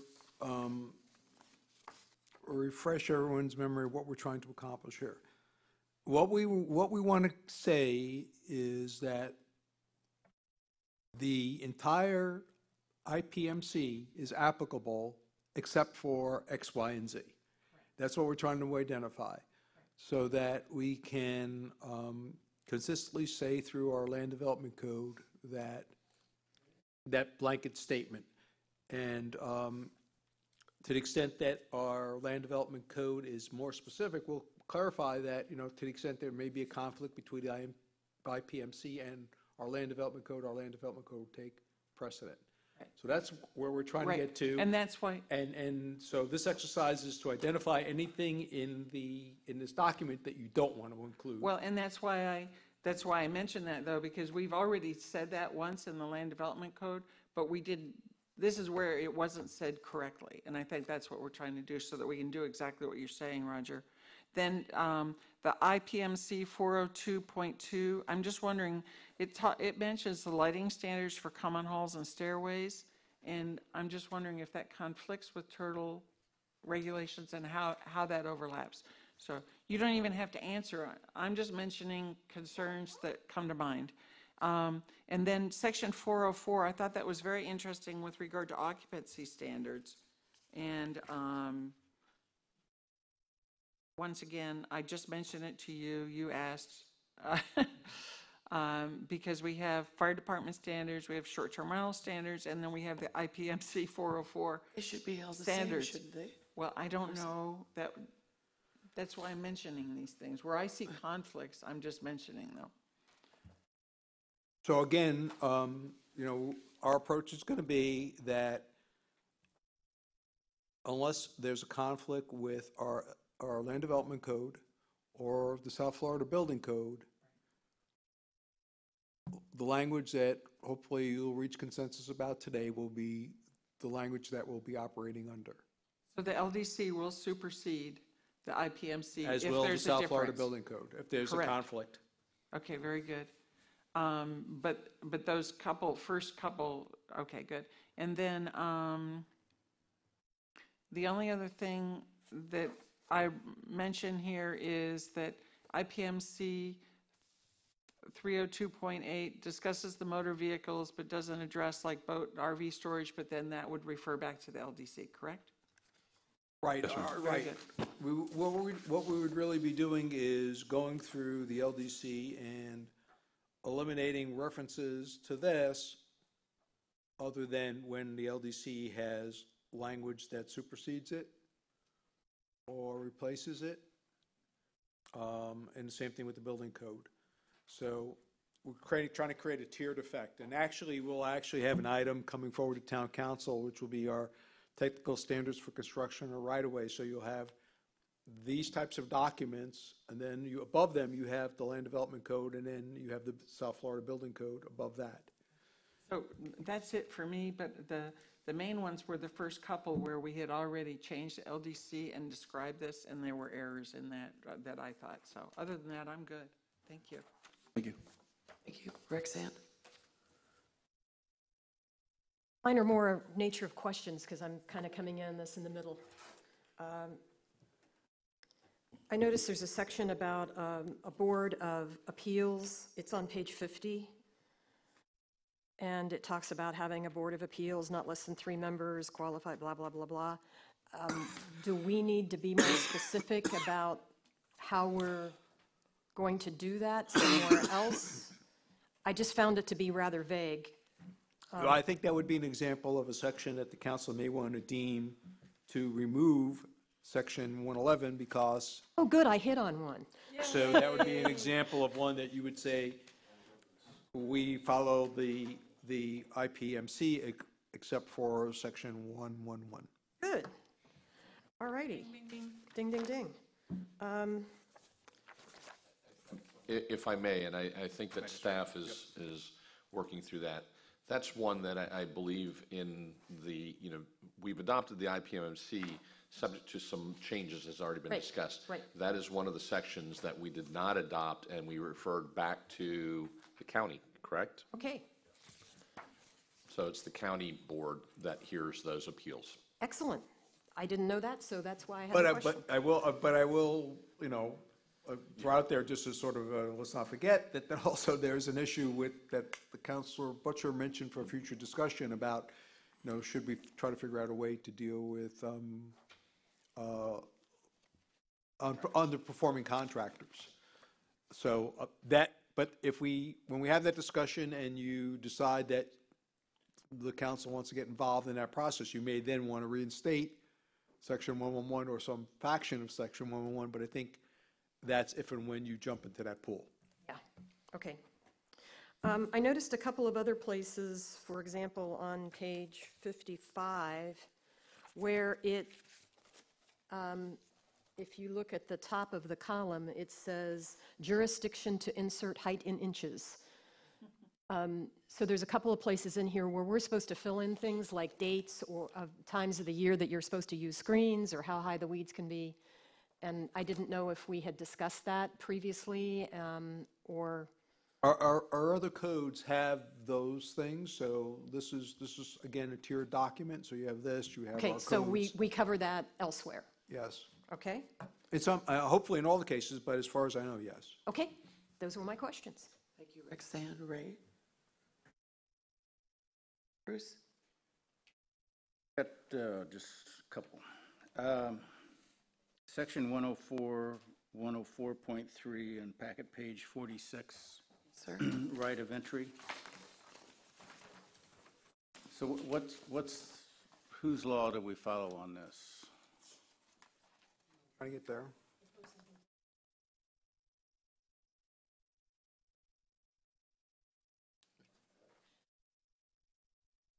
I have to plead, unfortunately, that when I printed out the agenda packet at my office, apparently didn't print out the entire thing, so I end at page 45. But with that said, the right of entry for purposes of inspection, there is a state statute, and so to the extent that the state has established a specific procedure for property inspections. Yeah, so generally speaking, just so you know, we don't enter people's properties without their permission, period. That's our practice in town. That we may look from the complainant's fence into your property, we may look from the beach into your property, but we don't enter your property, obviously the road or right of way into your property, but we don't go on your property without your permission. Okay, so that leads me to my other comment. I don't understand how to comment on this if I don't understand what the town has already established. To me, we ought to be striking out here and say, see town code such and such. I'm confused by this whole process. I do not have understanding of the LDC. May I comment on the one of right of entry? That's the first one that I mentioned, because when we adopted the IPMC and deleted 6B4, one of the parts that we kept was that we added in right of entry is hereby deleted in its entirety. So we actually have already deleted this right of entry at the time of adoption. It's just we made reference to the wrong section. But at any rate, so just to let you know, that was already deleted. Yeah, okay, but it would have been nice to have this like that, so I know what's in the town that overrides this. It's just. I understand what you're saying. It's up in the air to me. I don't even know what to talk about. Is that Roger, John, is that, do you understand what Bruce is saying? So if somebody's looking at this. Yes, we do. With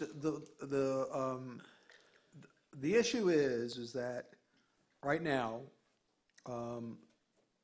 as we're, we have a separate effort looking at the land development code going on. And I'm sure you'll hear about that when you have your next joint meeting with the LPA. So we're trying to look at some of the issues within the land development code. We had this ongoing issue that one of the councils was saying that we cut too much out of the IPMC. Where we're really just trying to do, and it's not like you say today that we want to try to follow the IMPC wherever possible, and that doesn't mean that you won't change an ordinance later down the road that will affect how the IPMC fits within that revision. But the general thing that we don't want to do is have statements throughout the land development code referring back and forth to sections of the IPMC. We want to make just a blanket statement that it's applicable except where we affirmatively state that it's not applicable. And that's what we're trying to get to. That's fine, but if we And had- so within making it applicable, if there's anything in here that you're uncomfortable with being applicable, we'll tell you that don't worry about it as is the case of the height, it's covered elsewhere, but I hear your point about it'd be nice to know what the LDC says about it, but the LDC at least in my opinion, the way it was written, has created this situation where you're inserting certain sections of the IPMC into certain sections of the LDC. It makes it a little bit difficult, I think, to operate, but that's my opinion. It sounds like I would agree with that opinion. It seems like to me we ought to have a section in the LDC that says, you know, here's some rules and codes and things, and then followed by that is this, and in here it would say, okay, strike this, see this on the LDC, and back and forth. I would actually really go to, Counselor, since we're kind of getting into the philosophy, is the real statement is that does property code maintenance issues really belong in the LDC to begin with? You know, when you really think about the LDC, it's a planning and zoning document. It's really not a property maintenance document, and perhaps all this property maintenance issue should really be in a separate section of the code. Most jurisdictions that I work with, you know, tend to do that, and because it's really not a land planning zoning issue. Right. Makes sense. But hopefully we can evolve and get there, is really, I would say, the ultimate goal. Roxanne is waiting to speak. I actually used the button. Hey, we've got an administrative code. Should we be putting the IPMC in the administrative code instead of the LDC? Well, so that's another conversation to be had, because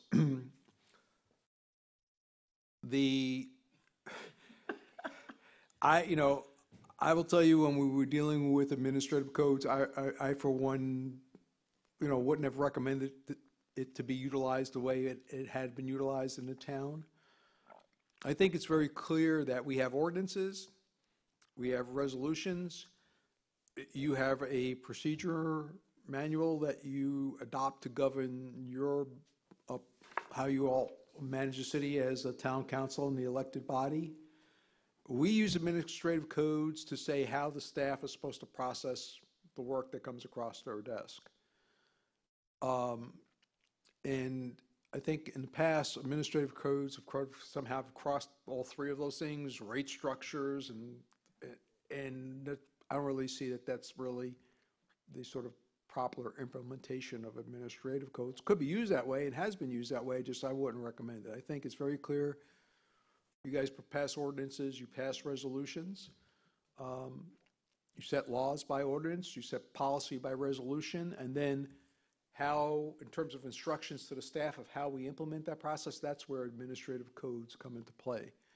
So, having said that, we'll adapt to the will of the council and the preference of the council. I'm just putting the question forth, not advocating a position. Yep. Since you said it didn't seem to belong in the LDC, that seemed to right, be the because other logical place. Yeah, I think that what happens with a lot of municipalities is, and I think it's true with the town of Fort Myers Beach. Vice Mayor Murphy could probably relate to this, and I'm sure Council Saraceno, and some of you have been on the council before. You know, when you're forming your town and you're incorporating, you're scrambling, you know, to get stuff in place. And you start with copying stuff from the county and kind of, you know, and putting stuff in place. Then you have this stuff in place, and, you know, 15 or 20 years later, you say, well, okay, great, we put all this stuff in place. Now we have to go back and we have to find this point in time where we go back and revisit it and say, okay, we've grown a little bit, things have changed a little bit, we've operated under this practice for X number of years. Now let's go back and see if it's really working as effectively and efficiently as And that's where we are right now. And that's where we are now. Yes. So, that being said, I will tell you that, and with John, you know, John works with a lot of other governmental entities as well, but most people get to where the code compliance, and particularly the property maintenance issues, get out of the LDC if they were put in there initially, and they get into a separate section of the code under a code compliance chapter. Ray, before I come to you, Jason, I think you want to say something, do you? I was just going to echo that. I think what happens in my experience is your code of ordinances becomes this document, and it's generally wasn't meant to be that. It's a collection of ordinances that you've adopted. In my research, that's what the administrative section has become. It's the section that you organize all of those other ordinances. It's not really supposed to be a official section or as a whole. That's just a collection of ordinances.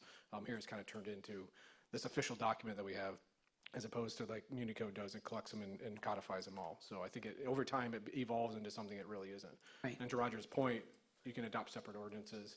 The LDC is an ordinance. It's a separate standalone document, and we really need to pull some of this stuff out of there.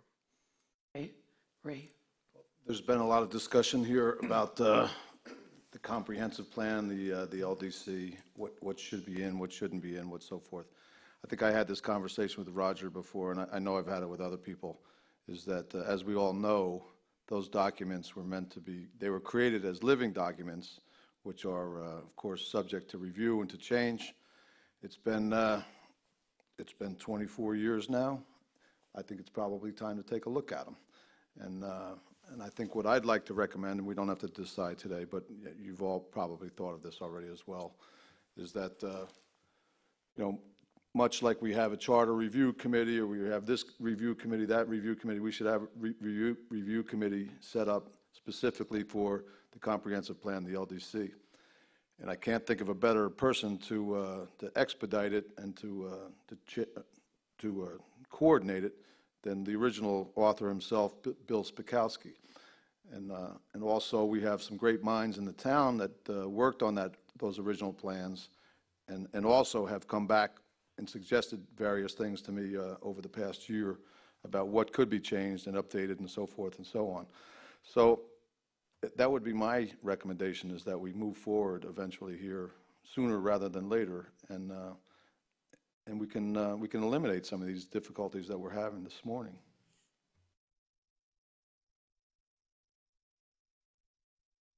We've talked on and off, kind of circled around that quite a bit, and we've been doing this in bits and pieces.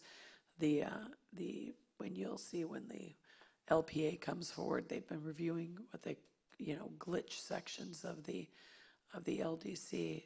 So we could have further conversation about that then. Have we made a decision about whether or not the property maintenance code comes out as a separate section from the LDC? I think it should. It would, as your attorney, I am recommending that you do so, because it makes it not tremendously more so, but it does make it easier to amend, because you do not have to go through as lengthy a review and approval process to amend your regular code, for lack of a better description, versus your land development code. And as has already been discussed, some of these issues the town essentially inherited by adopting the Lee County Code as it. The county decided to put this in its land development code for whatever reasons, I don't know.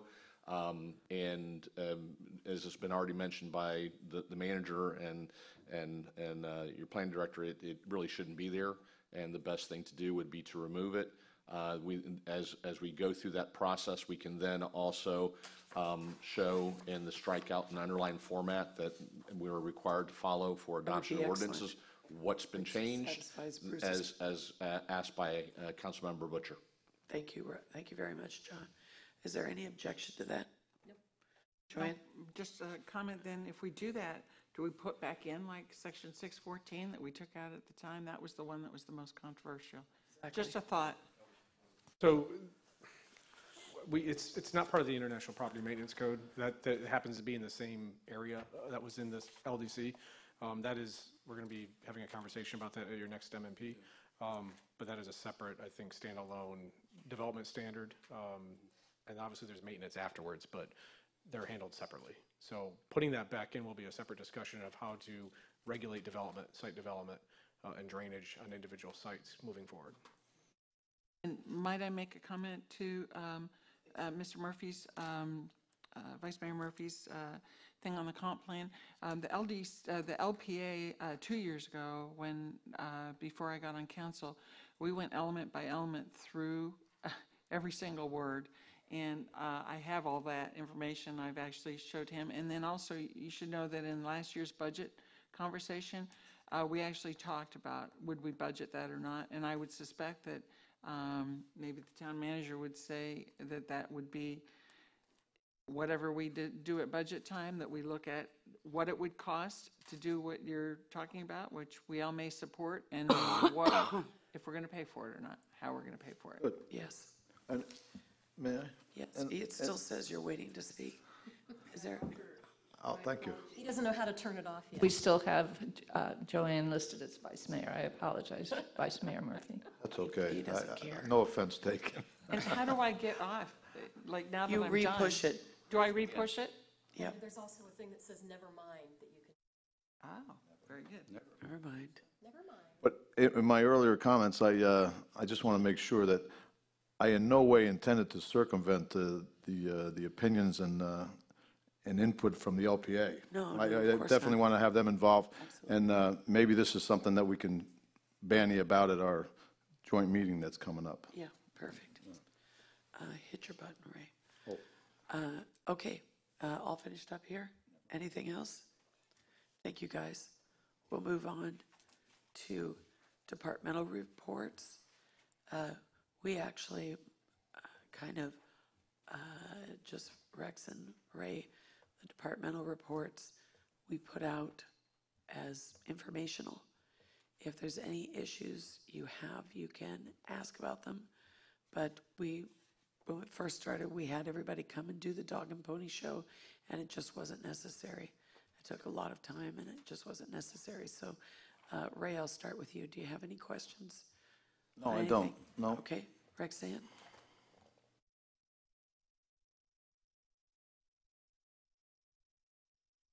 Want me to come back? I got behind because I was playing with my I'll screen. come back. Bruce? No, I have not.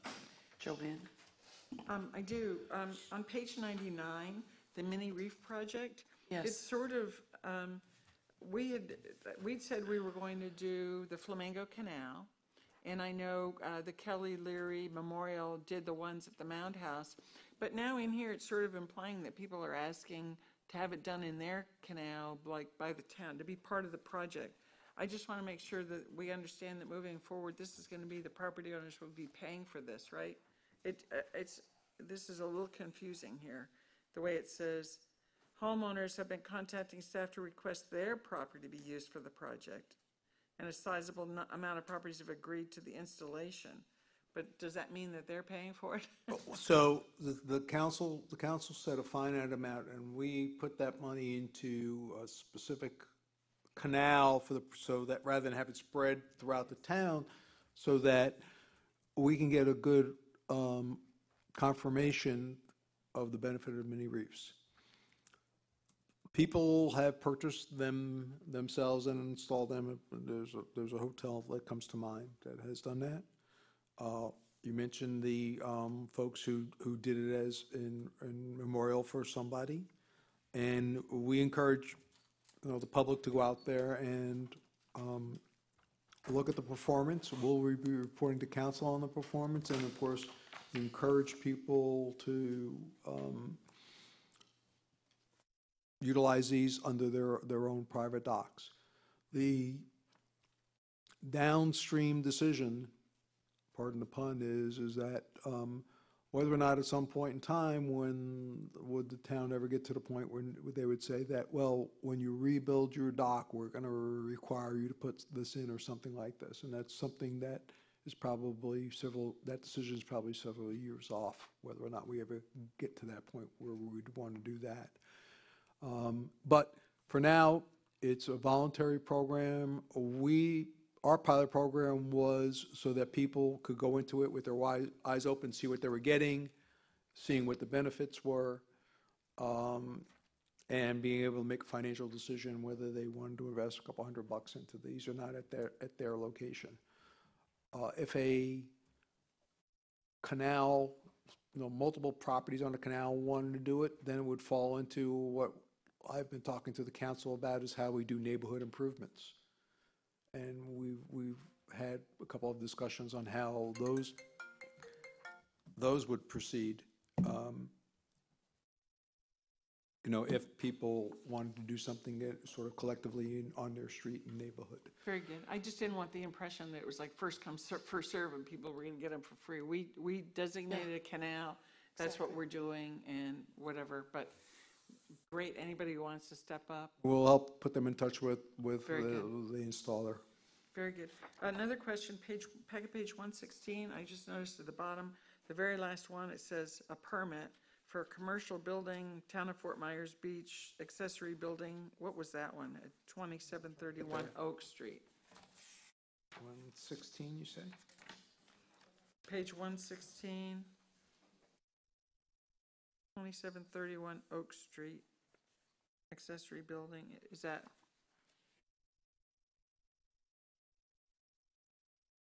Tell me it's the dugout. I'm sorry. Dugout? Oh, it's the dugout. Very good. Okay. Very good, thank you. I just want to know what we're building and doing, and then the last We thing- actually get permits ourselves. Yes, I know you do, and I just want How to know long what the did you have to project wait was. for that permit, Roger? I think it was within our goal of a couple of weeks. And then the last thing was page 139, they actually asked, Allison actually asked for us to attend to whether we were going to close Bay Oaks Recreation Center at 8 p.m., an hour earlier. It says, data gathered on participants that use Bay Oaks Recreation Center from 8 to 9 reflects an average only one member who uses the facility during that time, and that's an annual staff savings of $7,500 if they close at 8 p.m. rather than 9 p.m., so we ought to attend to that. And I wanted to also thank Allison, her report, obviously, she's really stepped up to plate. Thank you, Allison, but we need to make a decision on that, I think.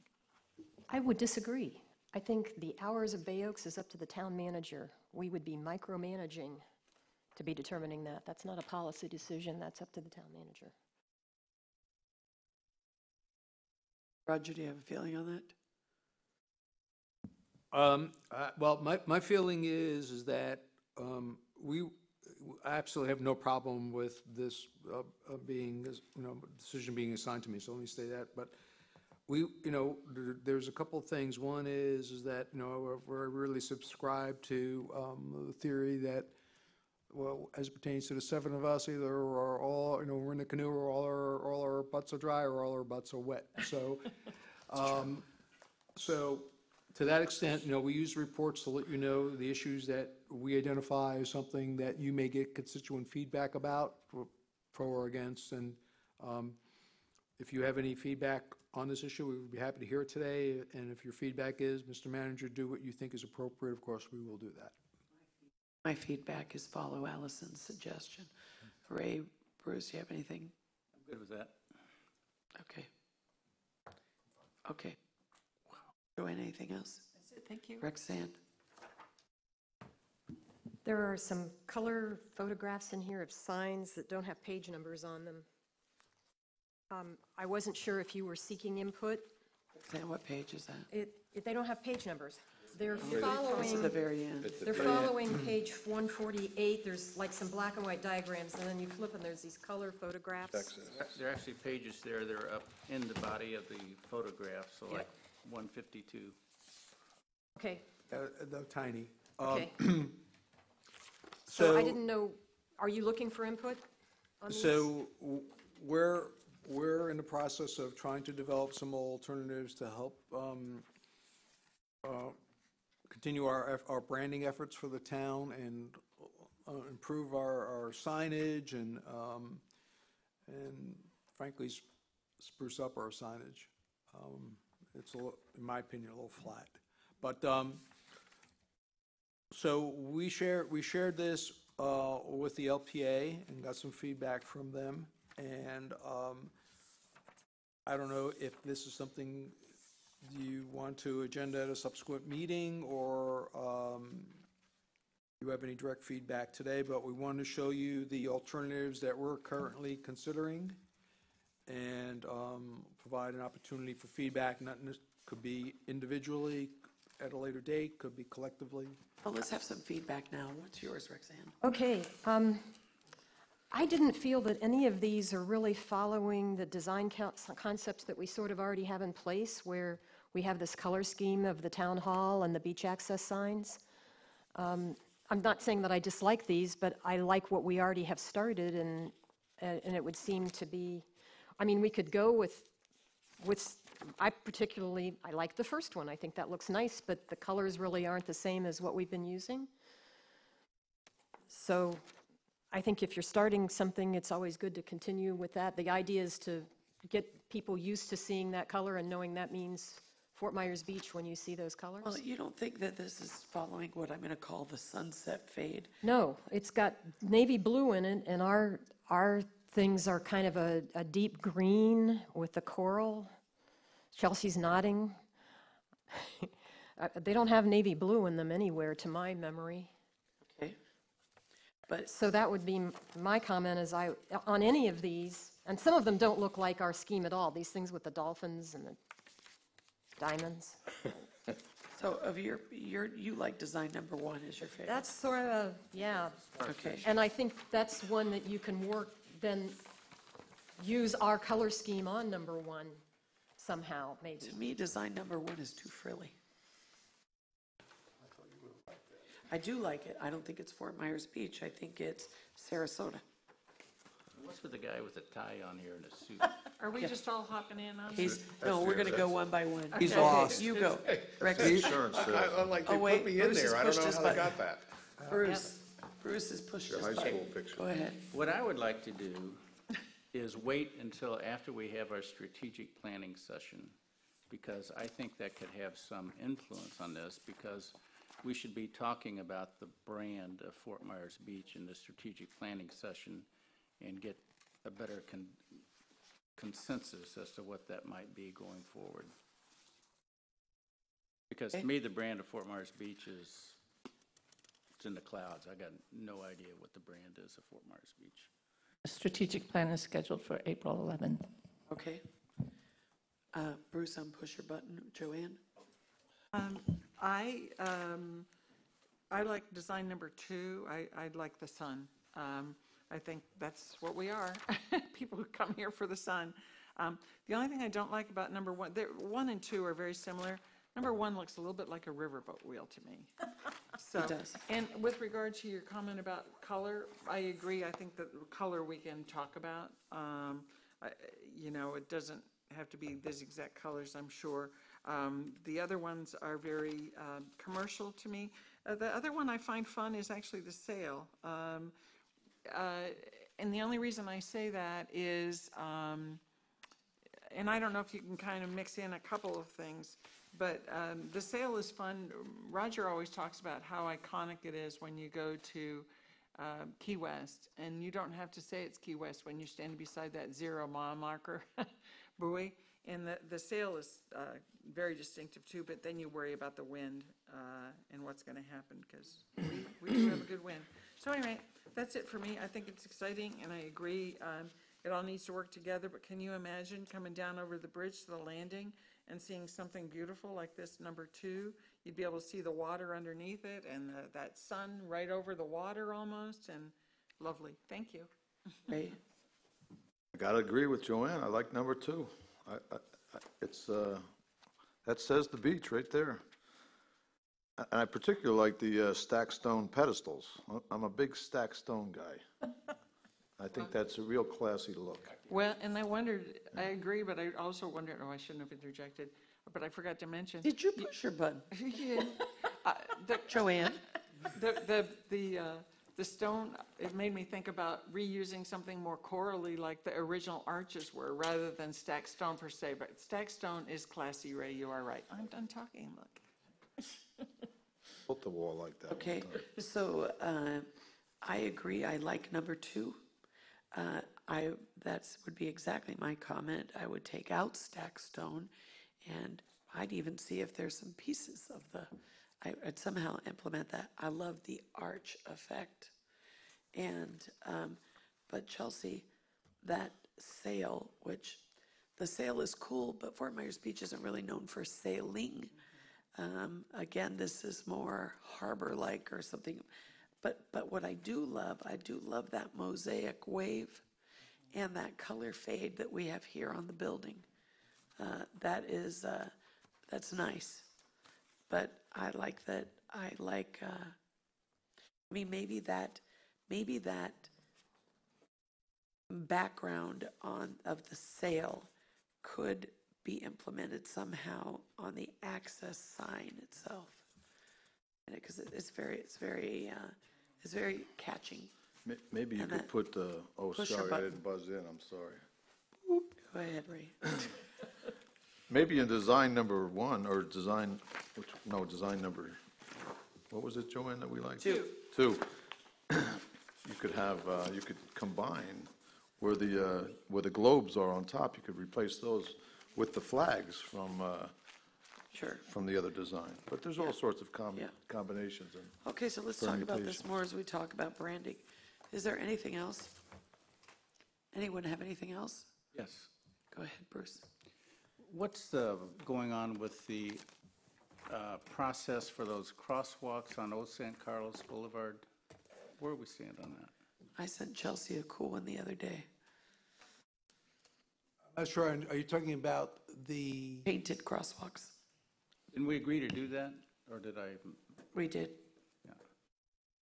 Okay, so my conversation about that with a member of the Public Safety Committee, because they were taking up the subject, is they really need to tell us definitively at each crosswalk location what they recommend that we see there, including the colored crosswalk. So we can give that as a package to Lee County and say, this is what, after you all have reviewed it, this is what we want there. And that's a combination of concrete.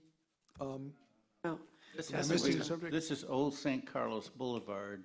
I thought we had voted on and agreed to put in a specific trial crosswalk. Oh, okay, near that issue, Chelsea, I'm sorry, Chelsea, I'm SOB. sorry, confused the two issues. Yeah.